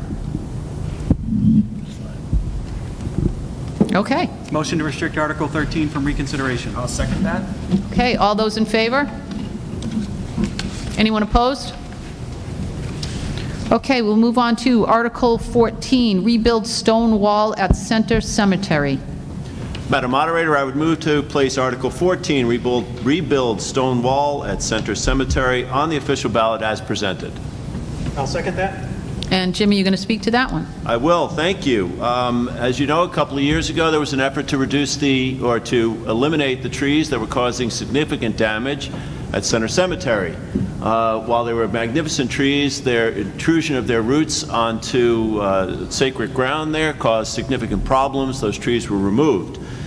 We received a grant, but the repair of the wall was put off in the hopes of getting funding for that in the way of a grant, which has happened. An anonymous donor, thank you very much to whomever that is, has donated $20,000 to the cost of replacement of that wall, reducing the cost down from the $36,750 to the delta, which is $16,750. And now what we'll be able to do is replace that stone wall in the areas where the roots and the trees caused the most significant damage. Okay, any comments or questions around the rebuilding of the stone wall at the cemetery? Motion to restrict Article 14 from reconsideration. I'll second that. All those in favor? Anyone opposed? Okay, moving on to, motion passes. Moving on to Article 15, purchase of a DPW utility tractor loader. Madam Moderator, I'll put forward Article 15, the purchase of a DPW utility tractor loader as presented. And a second? I'll second that. And James, will you speak to that? This is a tractor and loader primarily for the recycling center. It's a 50 horsepower tractor with a mower, loader, cab, and forks. In addition to being used at the recycling center, it can be used for roadside project and roadside mowing as needed by DPW. The current tractor is from 2004 with 2,300 hours of service as of 5 years ago when the hour meter broke. The current tractor, the plan is that should this warrant article pass, the current tractor will be given to the school, which has needs, but those needs are less than what the strain that the town's use puts on it. So they would use that tractor to fill a need that they were looking for to fill in their budget. Okay, any questions on the purchase of this utility tractor? Motion to restrict Article 15 from reconsideration. I'll second that. All those in favor of restricting reconsideration? Anyone opposed? Motion passes. Moving on to Article 16, purchase of police speed monitoring trailer. I'll move Article 16, the purchase of the police speed monitoring trailer. So simply, this is to replace the... Well, can we have a second? Sorry. That's okay. Go ahead, Jonathan. Yeah, so basically, we're making a purchase to replace the equipment which will allow the police department to keep records of speed. This current trailer has no ability to track... the current trailer actually has no ability to track speeds or keep it in the memory bank. Chief Moan is looking into grant opportunities for this equipment. So. Okay. Any comments or questions on this? Kathy? Chief Moan, can you please speak, Ms. Moderator, could Chief Moan please Yes, you can speak ask Chief Moan to speak to something. Go to ahead. this trailer and what metrics she has over the years, because we've had one that's helped contain the speed issue in town, because the speed issue is a little bit out of control, especially on Atlantic Avenue. Okay. Chief Moan, would you like to come up and speak to that?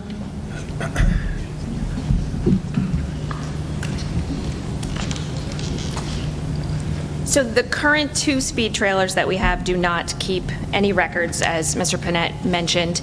So it's really, we call it a feedback monitoring trailer, so it tells the people driving how fast they're going and if they're going over the speed limit. So what we're requesting is really much more technologically advanced, where we would actually be able to get records of how fast people are going, how vehicle counts. So it would really help us to enforce our efforts. So at this point, we know there is or we would agree, there's a speeding problem on Atlantic. We see that through accidents and through the cars that we do stop and complaints from residents.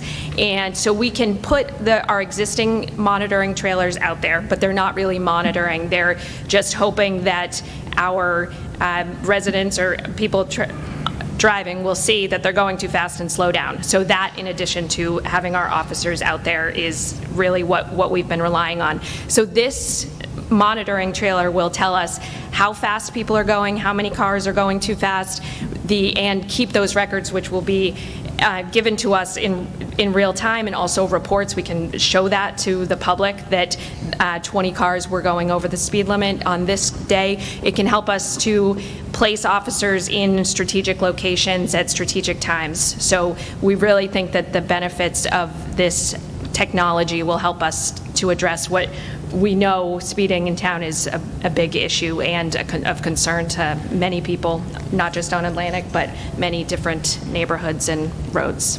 Thank you. Any other questions or comments on the monitoring trailer? Madam Moderator. Frank, go ahead. Yeah. As Chief Moen told the CIP committee, this will record that a vehicle went a certain speed, but not what vehicle or what driver. So just in case people are concerned about data that'll be recorded, it won't identify any vehicle or any driver, correct? No picture taking, in other words. Okay. I always mean to add that to because it is critical that it does count vehicles, but it does not take any photos or record of who we are, who's speeding. So that's where it's important that we take that information and we put a police officer out there to make those direct enforcement. Thank you for the clarification. Madam Moderator? Yes? One more clarity, or a little bit more clarity from the Chief. Chief Moen, is it also true that this information can be shared with the New Hampshire Department of Transportation to help us not necessarily with an official traffic study, but with the information that would be required by DOT in order for them to either post a road at a lower speed limit, add more signs to a road so that we can control speeding and the like? Is that true? Yes, exactly. And with any of those changes or things that we request from the state, they want to see the hard data that this would allow us to provide. Very good. Anything else? Okay. Motion to restrict Article 16 from reconsideration. I'll second that. All those in favor? Anyone opposed? Okay. Motion passes. We move on to Article 17. Contribution to social service organization. Yeah, I'll move Article 17, the contributions to social services and organizations. I will second that. And Jonathan, you want to speak to it? Yep, these items were removed from the budget to be entered in as a warrant article. Both the Select Board and the Budget Committee believe that these causes, though they are also believe voters should have the choice in a warrant article, the system is in place to be assured that each gives a public good to the community. Okay. Any questions on this warrant article?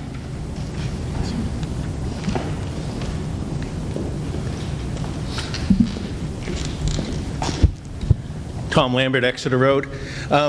In the past, I know that the town has received a number of requests from different organizations, and I was just wondering if this amount is sufficient to cover all of the requests that we got, or if there is a need that we're not addressing in this. Mike? Thank you, Madam Moderator. I don't think we could ever set an amount that would be enough, because we would constantly receive requests for different organizations. I think 2 years ago, this $25,000 was set by an agreement between the Budget Committee and the Select Board, and what we do is we prorate the requests that we receive up to that $25,000. So each one of the people that request have to fill out information. I worked together with Mr. Ferraro, I think 3 years ago, to put together a process so that we can determine that each one of these companies does a public good for the town of Northampton and therefore is open for the money. But no, not necessarily does every person or every company that asks get their maximum contribution that they ask for. Okay. Any other questions or comments? I'd like to state the fact that I'm very, very disappointed this has been taken out of the operating budget. We are a very fortunate community to be as affluent as we are. However, we do have residents that are in need of services, and we're very, very lucky that we don't have to provide them here at the town level. But contributing to these organizations who provide these services, help us help our own residents. This really belongs in the operating budget. Thank you. Okay. Any other questions or comments on this article? Okay. Motion to restrict Article 17 from reconsideration. Second that. All those in favor? Anyone opposed? Motion passes. Moving on to Article 18, contribution to the Coakley Landfill Capital Reserve Fund. Madam Moderator, I would move to place Article 18, contribution to the Coakley Landfill Capital Reserve Fund, on the official ballot as presented. I'll second. And Jim, could you speak to that for us? Thank you, Madam Moderator. The Coakley Landfill Superfund site requires an obligation of the town of Northampton for the cleanup annually. That fee has been going up every year. It's about $50,000 per year, and we are looking at an irresistible figure of approximately $250,000 that we are going to have to pay in one lump sum in the year 2030. What this contribution is intended to do is not only allow us to meet our annual contribution to the cleanup, but in order to save some money for that ultimate payment that we're going to have in about 10 or a little less than 10 years. Thank you. Any comments or questions on this? Mrs. Moderator, could you please have the board explain that payment that's coming up in 2030, and will that be the end of our obligation at Coakley? I believe our obligation is 4% of the total cleanup whenever it happens. Can we defer to, Yes. Madam Moderator, can we defer to the town administrator? Sure. Thank you. Mike? Yep, to answer Mrs. Kilgore's question, so the annual is about $50,000 a year that we pay. That payment in 2030 isn't broken down on our prospectus, what exactly that will encompass. It's just an estimated payment that they're requiring us to do that we don't have a choice of. And no, the costs for Coakley are never going away. They will continue after that, probably at a rate greater than $50,000 a year. Just like we see costs for everything else go up with inflation, the costs of taking care of the problems at Coakley will probably continue to go up year after year. Thank you. Kathy, you had another question? Can you confirm the percentage that we are responsible for? Just over 4%. Thank you. I think it's important information to get out. We have a lot of new residents in town, and there's questions coming out about Coakley, so I think getting as much information out to them is very important, because it will affect our budgets going forward. I would agree. Okay, any other comments or questions around the Coakley Landfill Reserve Fund? Motion to restrict Article 18 from reconsideration. I'll second that. Okay, all those in favor? Anyone opposed? Motion passes. We move on to Article 19, contribution to the Town Land Environmental Remediation Capital Reserve Fund. Madam Moderator, I move Article 19, the contribution to the Town Land Environmental Remediation Capital Reserve Fund as presented. I'll second that. Okay. James? This fund was set up, I believe, last year with a contribution of $35,000, I believe. That was to address investigation required by New Hampshire Department of Environmental Services for potential PFAS contamination around the town complex. Rather than just funding that, we created this fund so that we could put aside money for any future environmental remediation expenses that the town is going to need. We spent about $33,000 for that investigation. That was recently finalized and submitted to DES. There's $2,152 remaining in this fund, but we do expect, based on the response from DES, that we're going to be required to continue have ongoing monitoring of the wells, the monitoring wells that are around the town complex area, and so this would set aside some funds that could be used to pay for those costs as they arise, because we do know that they're coming at some point. Thank you. Any questions or comments around this? Kathy? If the safety center passes, do you anticipate as you get into site work, I mean, as a librarian, we got into the site work and there was a lot of issues on the site, do you anticipate maybe using some of these funds against the project if you're short? Absolutely not. For one, this is for environmental remediation, and two, the monitoring wells go much deeper than any of the site work that would be involved in excavating for the public safety building. So this really wouldn't apply. That really wouldn't be a factor. Okay. Any other questions or comments?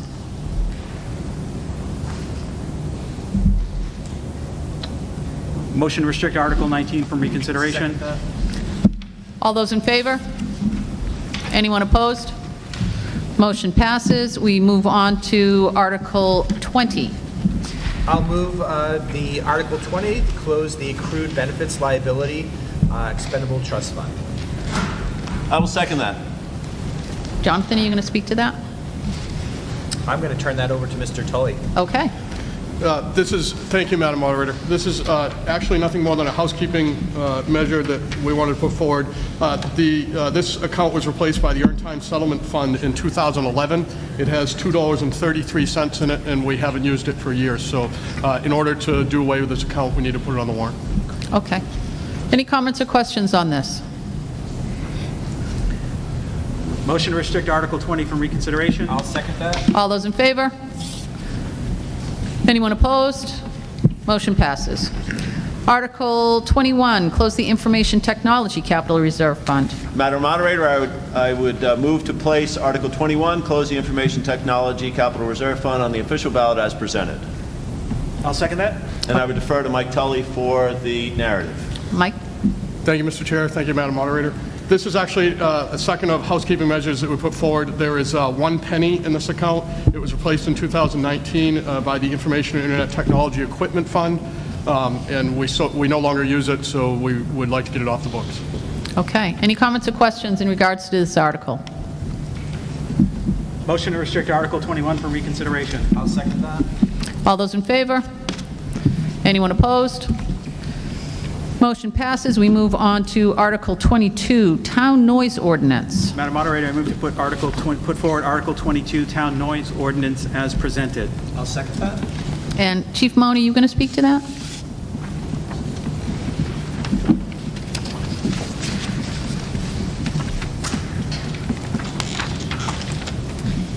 So the conversation regarding Article 22, the noise ordinance, started throughout this year with concerns about loud noises that were disturbing the peace of some residents.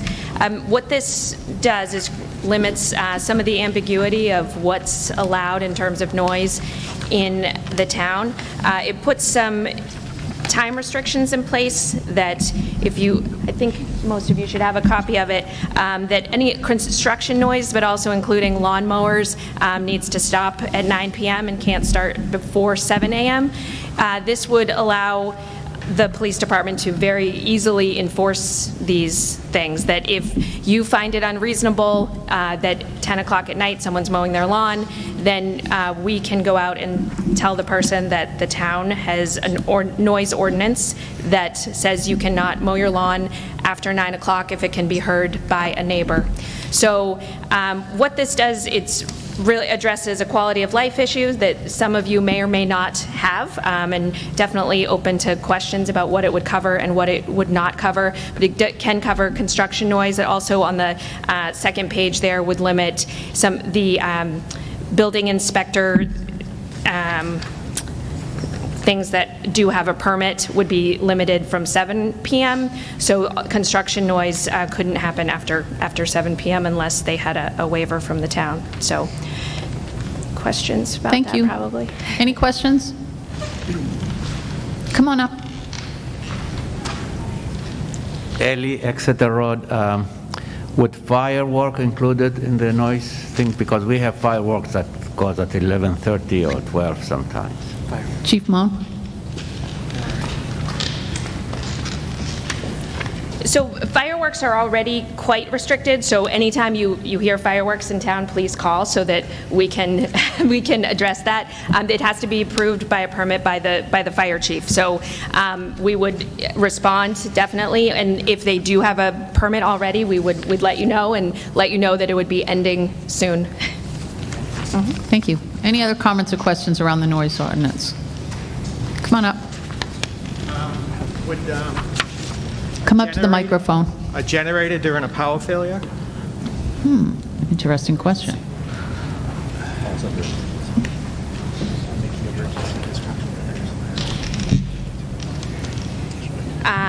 So exemptions, I believe the generator would be covered under the exemption if it was due to a power outage or an emergency situation.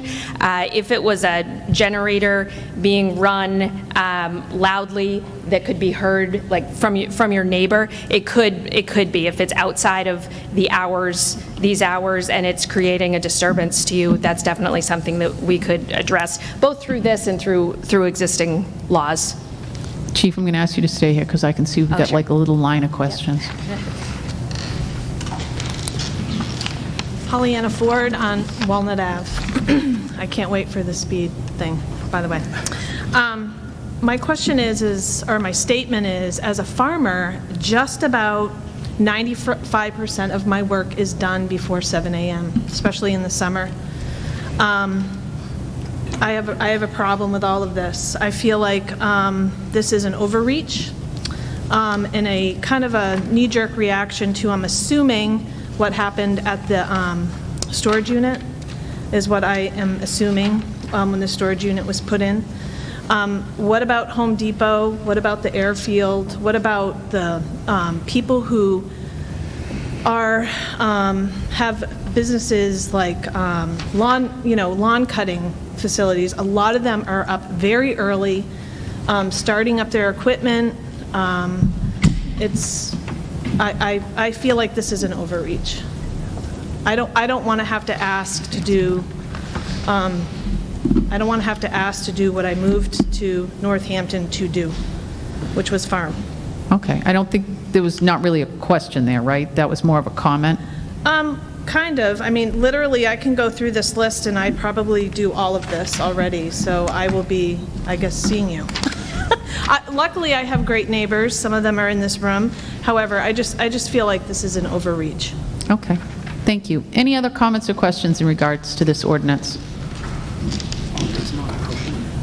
Just for clarification, so if a resident wanted to, or a business owner wanted to make a complaint, the authority for that complaint, to take that complaint, is the police department? Yes. Okay.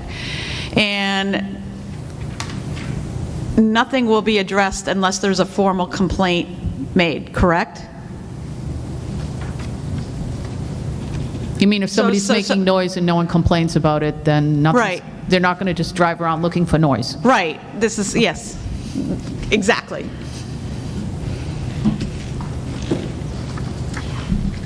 This would allow us to address observations that the police would make. We wouldn't be driving around looking for violations, but if it were 3 in the morning and we heard these loud noises and we could hear them from a public place, this would allow us to enforce them. Okay. If this passes, is the town going to address one of their suppliers, waste management, at 6 a.m.?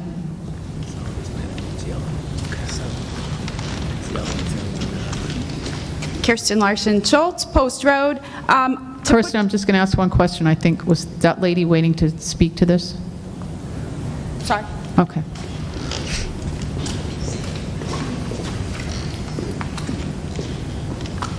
Hello, Emily Creighton from Post Road. Can we get a copy? Has this been created? Yes, there's a copy. They're out. They're right over on the table over there if you want a copy. Okay. That's all. Thank you. Thank you. Kirsten, come on up.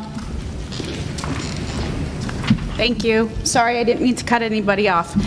Just, can you put this into perspective as to the increase in complaints to justify putting an ordinance that goes above and beyond the New Hampshire RSA 644?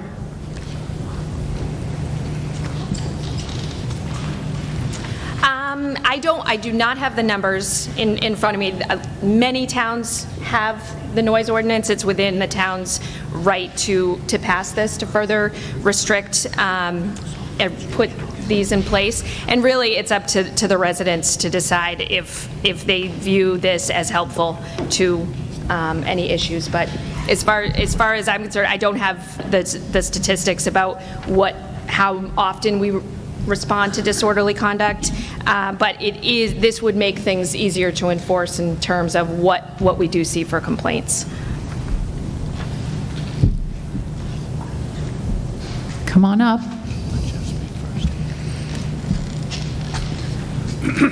Yes, good morning. My name is Jeff Hillier. I live at 3 Glendale, and I appreciate the concerns about this being an overreach situation and intruding on our normal freedoms to go about our business. It is an attempt that came from, in part, or in large part, from the storage unit construction. And just to remind people who were not just in the nearby neighborhood, like our neighborhood, rock hammering, or whatever it may be called, started sometime in October a year ago and continued into the spring. On 2 occasions, we were told by the owner that he would cease the rock hammering within a week or so, once before Christmas and once in February, in late January. He continued the rock hammering sometimes 7 days a week, dawn to dusk. Not continuous all day. They would reposition the equipment, stuff like that. This ordinance, as written, can address only part of that, and that is time of day. It won't cease, it will not intrude on a construction company's rights to make noise during reasonable hours. To what extent it intrudes beyond trying to deal with something like this, which was untenable. Businesses nearby had to cease business, just had to close the office because they could not conduct business because this was so loud right in their ears. People were working at home during COVID in the Glendale neighborhood and really couldn't get their work done because of this. So in an extreme situation, I don't believe it's a knee-jerk reaction. I don't believe it's an overreach in terms of trying to establish something that's necessary as people go about their business, personal business and commercial business. Perhaps it needs some refining so it would not be offensive to people, and I can understand those objections. So thank you very much. Any other comments or questions on the noise ordinance? Madam Moderator? Yep. Thank you. During the public hearings that we had on this, and we had at least 2 public hearings on this, I'm trying to recall, and I've been asking our town administrator for confirmation about whether or not we had, I know we had no intent to restrict agricultural activities. I know that, in fact, I can remember explicitly having the discussion about that. So I know there was no intent in there, and I hope that it would be, if this passes, that there would be no attempt to restrict that in any way. But I could certainly see from the language that that might cause some confusion. 100%. I mean, earth-moving equipment, front-end loaders, log skidders, chainsaws, lawnmowers, electrical, not the hedge trimmers, any tool, power equipment. I can add to that any hay equipment, milking machines that I'm doing at 5 a.m. I could go on and on and on. I think it needs to be more specific to large. I can appreciate the hammering of the stone. That was obnoxious. But this is just too, like I just said, dumpsters. I could go on and on. I literally almost have every noise on this paper at my property, other than the rock hammering. Madam. Wally?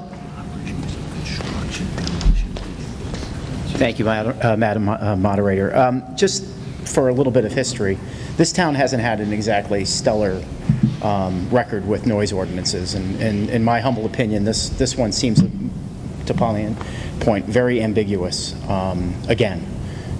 So I don't think this is the right noise ordinance at this time, possibly a rework to include agricultural uses, waste management at 6 a.m. It just seems like an ambiguous overreach. I agree that there's a noise problem. The hammering on Route 1 affected us as well. But the fact is that they're hammering because we don't blast. So is there are we looking at addressing the blasting ordinance because people want pools, people want to modify a very ledgy part of land, which is New Hampshire, especially our area. You know, I know multiple pools that were built over the summer last year that required weeks and weeks of hammering, where a blasting solution would have taken a day or two. So this seems to be an overreach to fix a problem that occurred over the summer because of zoning ordinances that we put in place years ago against blasting. And I, again, believe this is an overreach. Thank you.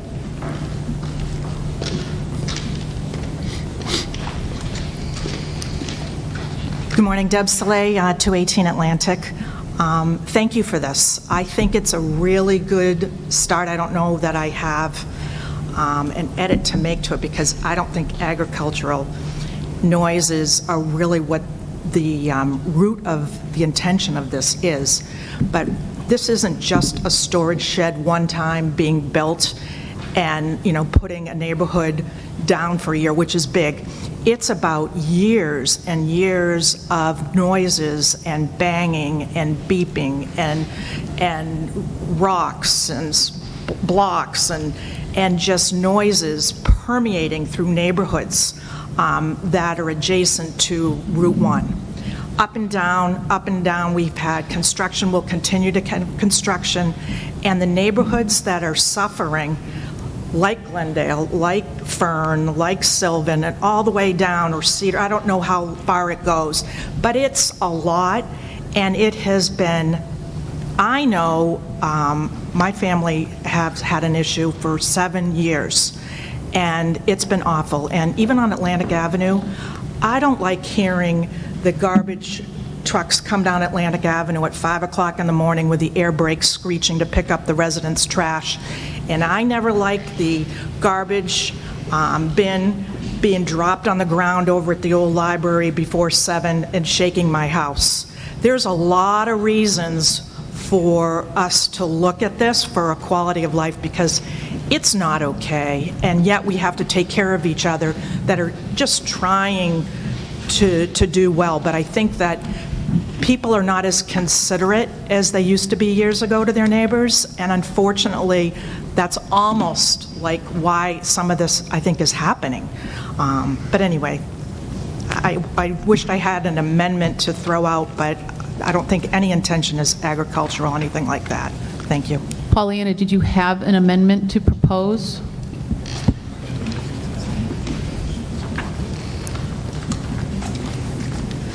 Kirsten Larson Schultz. I don't have an amendment to propose, but I'm going to kind of throw it out there in case somebody else can work it into one. It seems like the construction and demolition work is maybe the biggest issue, as any work permitted through the town building inspector. So would an amendment that reduces this noise ordinance to that, in your opinion, Chief Moen, solve the largest part of the issue?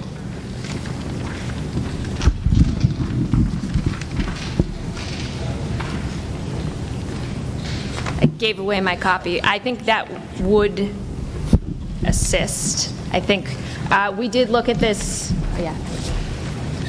I see exactly what you.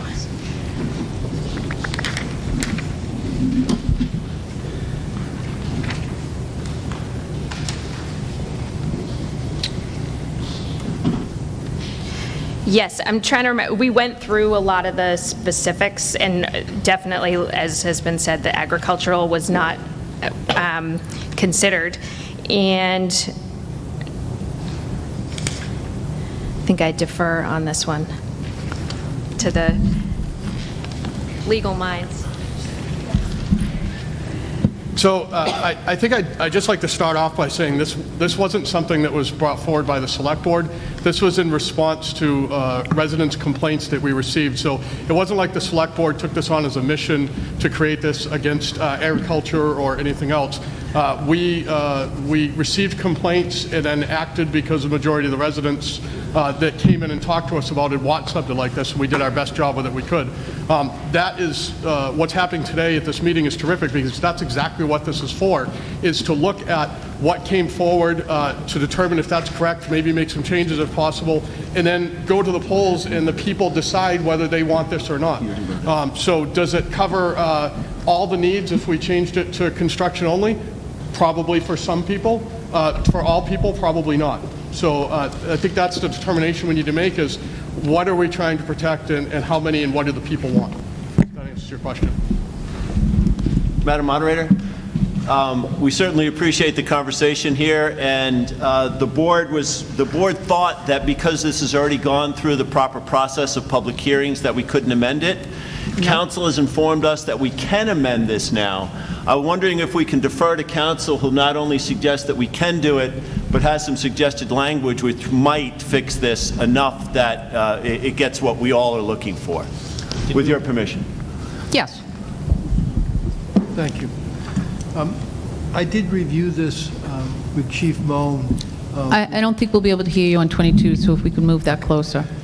Chief Moan and I reviewed this several times, and my recollection is agricultural uses didn't come up at all. In fact, I was a little surprised when I heard it, because I didn't even think of that until it was brought up. But at this point, if you want to make amendments along those lines, they would be appropriate to do so.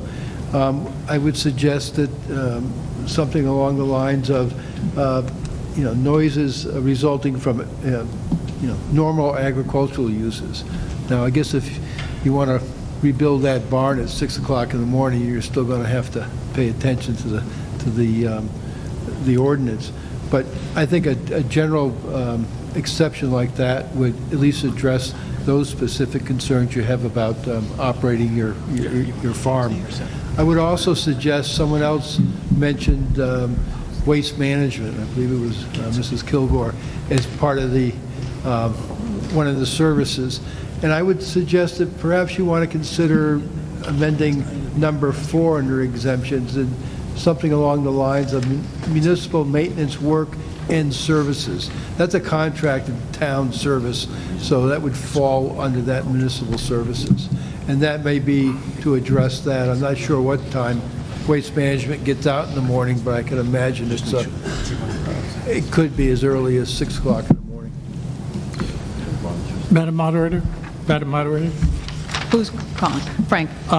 Can I suggest that we move past, not officially move, but defer this I think we have an amendment that we can propose that we can get this cleaned up with. Okay, we have actual language and where it goes and... Yes. Okay. Madam Moderator, I would propose an amendment to Article 22, the Town Noise Ordinance, to read as follows. To see if the town will vote to enact a noise ordinance pursuant to RSA 31:39 to prohibit certain unreasonable noise, excluding noises resulting from normal agricultural uses,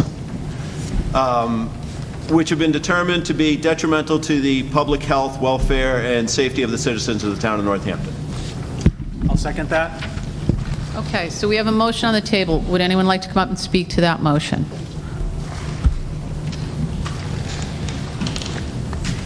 Phil Wilson, 9 Runnymede Drive. Ironically, I was coming up to speak, but the amendment is something I want to speak to. I'm opposed to the amendment because I believe that the way this is written is fine, in the sense that over years of experience with trying to write planning board ordinances, we've learned, as Mr. Majori is smiling behind you, I know, that when you first write something like this, so I assume that word governs everything that follows. So the question that is always facing a police officer or a prosecuting attorney is, what is reasonable, what's unreasonable? And the reason I'm concerned about exempting agriculture is because the state of New Hampshire has defined agricultural uses. And when I grew up, I had uncles and aunts, all of them were farmers. I worked on farms in the summer when I was a kid, all kinds of stuff. My sense of what's normal agricultural activity is plowing fields, harvesting crops, dealing with animal husbandry, and things like that. The state of New Hampshire considers an agriculture use if you're having an event in a barn on your agricultural property that is a wedding. I mean, it's a very sticky subject, and my point is, the fundamental thing is people have to be relied on to be reasonable. Most of us are most of the time. All of us are not some of the time. But I think that the issue is if somebody who's working on a farm is demolishing a barn, that is construction work. That's not agricultural use in my mind. So I think we have to rely on the reasonableness of Chief Moen's force and of our neighbors. And if it gets to the point that so many people are complaining about so many things that this ordinance is not reasonable, then we should come back and try to amend it. But I think thinking theoretically, what if? What I can concoct all kinds of things. My wife and I take our trash up about 10 to midnight on Monday night. I don't know, we're kind of night owls. And they make a lot of racket going up our driveway. If one of my neighbors complains, I'd hope they would come to me and I'll say, okay, we'll be quieter next time. But you cannot legislate every little nit and grit of the way people behave. You have to rely on reasonable behavior. And if we don't have that kind of understanding in our social contract, we're in a lot deeper trouble than worrying about this ordinance. So I'm against the amendment and I'm in favor of the ordinance.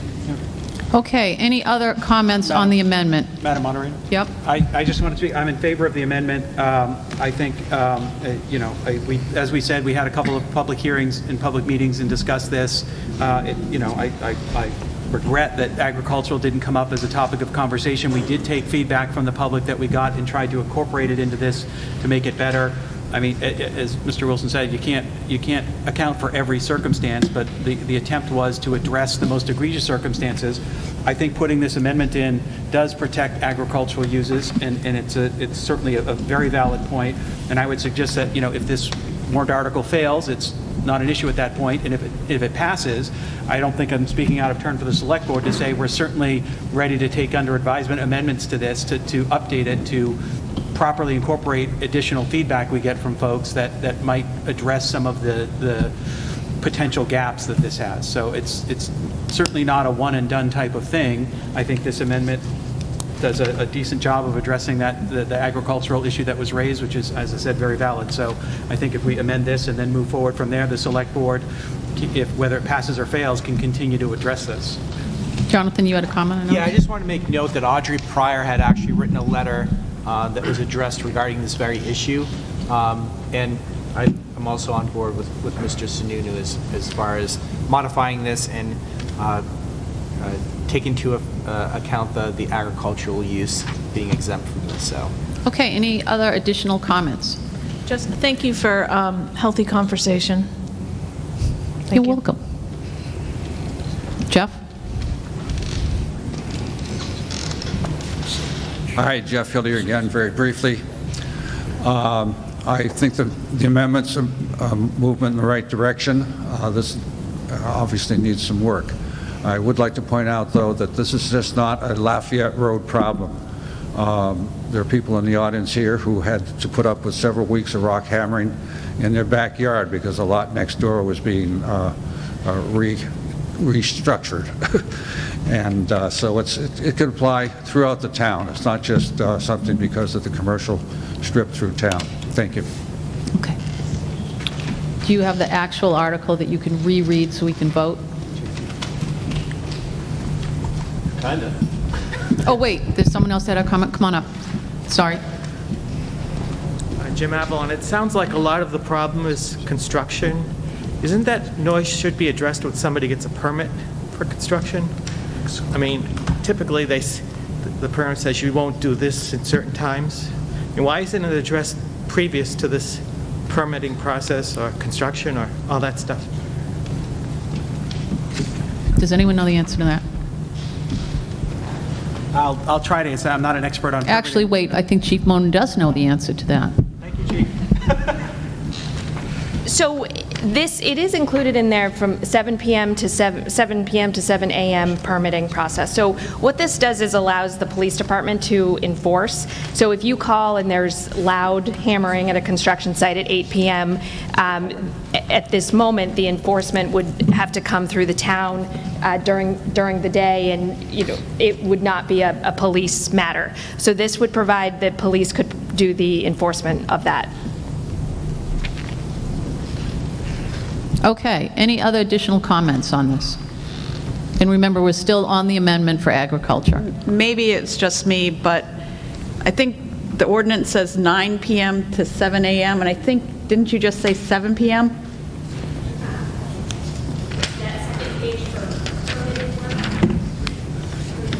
Yep. Okay. Great. Thank you for clarifying that. Okay, any other questions on the amendment, comments on the amendment? Move the vote. Can you just, Jim, read it? Just read what you got. Article 22, noise ordinances, to be amended thusly. To see if the town will vote to enact a noise ordinance per RSA 3139 to prohibit unreasonable noise levels, excluding noises resulting from normal agricultural activities which have been determined to be detrimental to the public health, welfare, and safety of the citizens of the town of Northampton. Okay, all those in favor? Okay.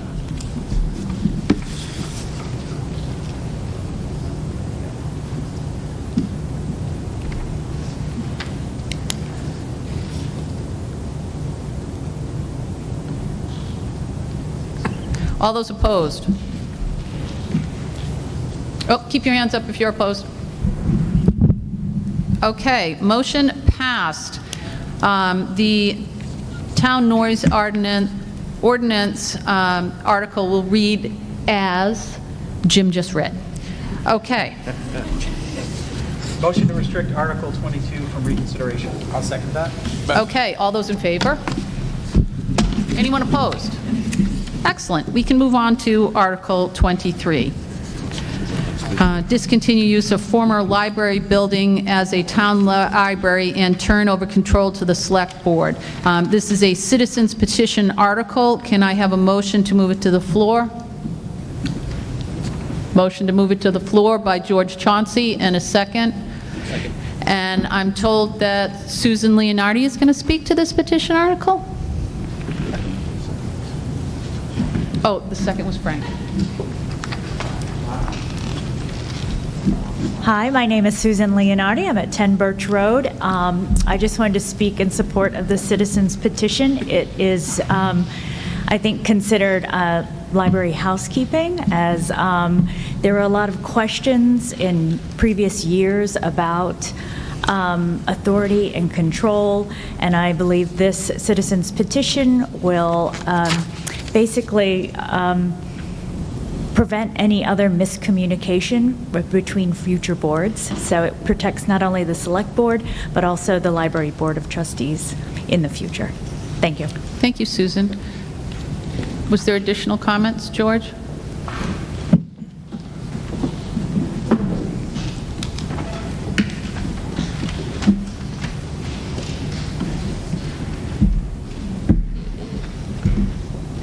George Chauncey.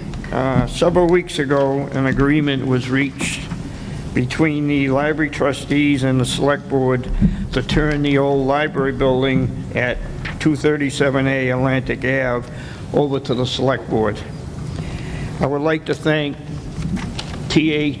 Tully for his effort to expedite that process, thus saving the library trustees the cost of operating and maintaining 2 buildings. The New Hampshire Library Trustee Association, along with the State Library and NHMA, recommended that a warrant article to transfer the building at 237A Atlantic Avenue back to the town be voted on at the March election. This just saves a lot of problems in the future if any legal problems arise. And I would strongly encourage the voters of Northampton to support this article. Thank you, George. Any other comments or questions in relation to this article? Frank?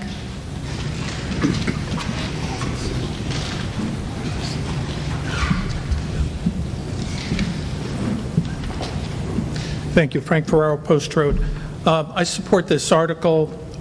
There is a state law that applies to discontinuance of an old library, and this article is simply a housekeeping article to make the transfer of control of the old library building to the Select Board official and legal. Some people may wonder why we need this article, since the transfer of the old library building was implied in the 2020 article to build a new library. Since I authored that compromise amendment that led to the building of the new library, let me clarify what the amended article said.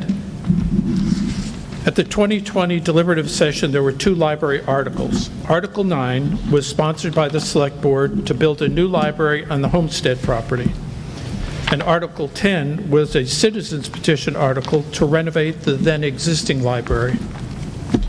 Article 9 included the language, quote, which would then allow the town offices to move to the existing library building, unquote. Like many people in town, I was frustrated by the fact that with 2 competing articles on the ballot, both would fail. So I proposed a compromise amendment to Article 9. That compromise specifically excluded any reference to town offices or the then existing library building. During the discussion that followed my motion, someone asked about the deletion of the language referencing the town offices and the then existing library building. I answered that the amendment was about building a new library, and I specifically left out that language because it didn't have anything to do with building a new library. Apparently, the majority of voters at the deliberative session agreed because the amendment passed by a vote of 103 to 10. Again, this article is simply a house cleaning article, and I urge everyone to vote for it in March. Thank you. Any other comments or questions on this petition article? Kathy Kilgore, 220 Atlantic. I also am a library trustee, and I just want to go on the record that I am in sole support of this Article 23. This is housekeeping. This is turning over the existing old library back to the town that will be recorded in the records from this time on. It will become the permanent record. Okay, any other comments or questions? Okay, that finishes up the warrant articles for today. Any other comments or questions that need to be addressed?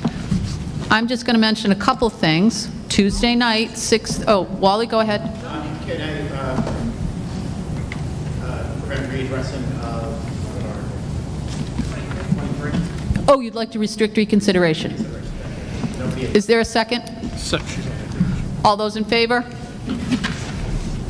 Anyone opposed? Motion passes. School deliberative session is Tuesday night, right here at the school, 6:30. And the other thing is, if anyone would like to work the polls on voting day or would like to help with some prep work for the polls, you can see Sue here today, or if you're on Channel 22 watching this, you can give us a call or email the town clerk to get involved. Thank you very much, and this meeting is officially closed. What do you want? Oh, zoning. Oh, God, I forgot about zoning. Sorry. That's the last. almost got us out. Go ahead. Hi, thank you, Madam Moderator. Nancy Monahan, I'm Vice Chair of the Planning Board, standing in for our Chairman, Tim Harned, who could not be here today. The Planning Board has put forth 4 amendments to the zoning ordinance. 3 of those, the first 3 I'll talk about here, are not new ordinances. They are language clarifications of existing sections in the zoning ordinance, and the last one is new.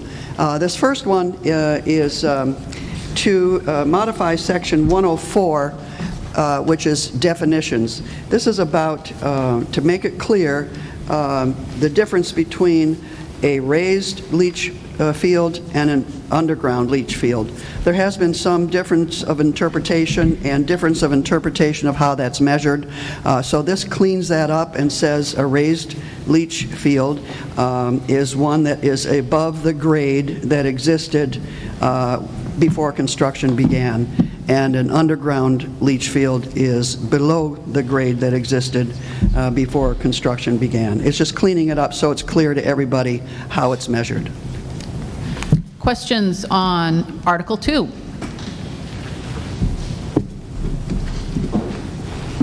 Okay, Nancy, Article 3. Okay.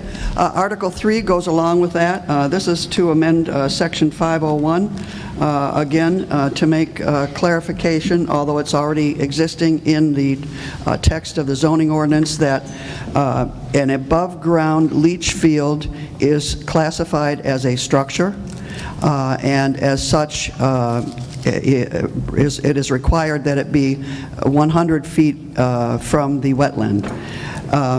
This is again, this is in the ordinance, but we're putting it in here so that people don't have to look in different places and see what it is. It also clarifies that if meeting the 100-foot setback from the wetland reduces the buildable land area below 16,000, then the setback requirement reverts to 75 feet. So all of that's already in the ordinance, nothing new there, just clarifying. So it's the zoning administrator has said that there are differing interpretations when he meets with applicants, so we're clarifying it for everyone. Any questions on Article 3?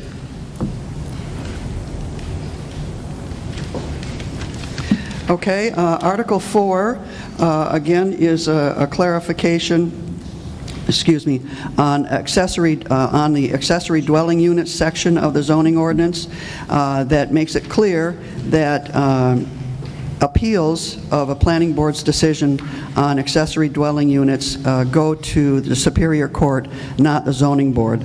This is by state statute that determines that accessory dwelling units fall under innovative land use controls, and thus appeals go to the Superior Court. Again, a clarification, this is all state law, it just makes it clear to everybody. Any questions on this zoning article? Okay, Nancy, Article 5. The last one is, this is the new one. This is in amends Section 710. What it basically does is puts an expiration date on a conditional use permit issued by the planning board that matches what exists currently in our ordinance for the zoning board. A variance has a 2-year limit. You must use your variance within 2 years.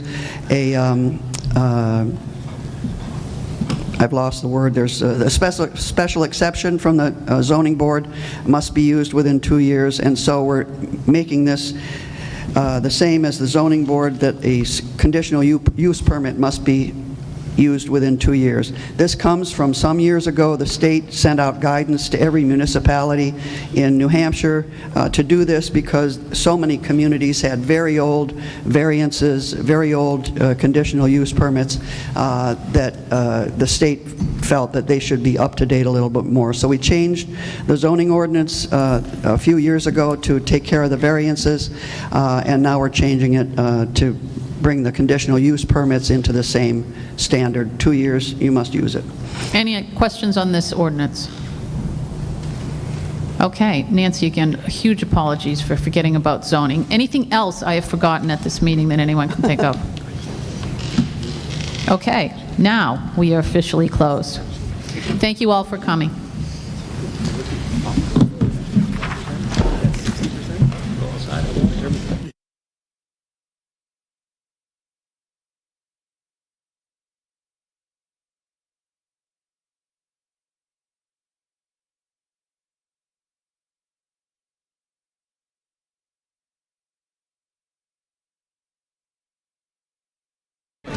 See you.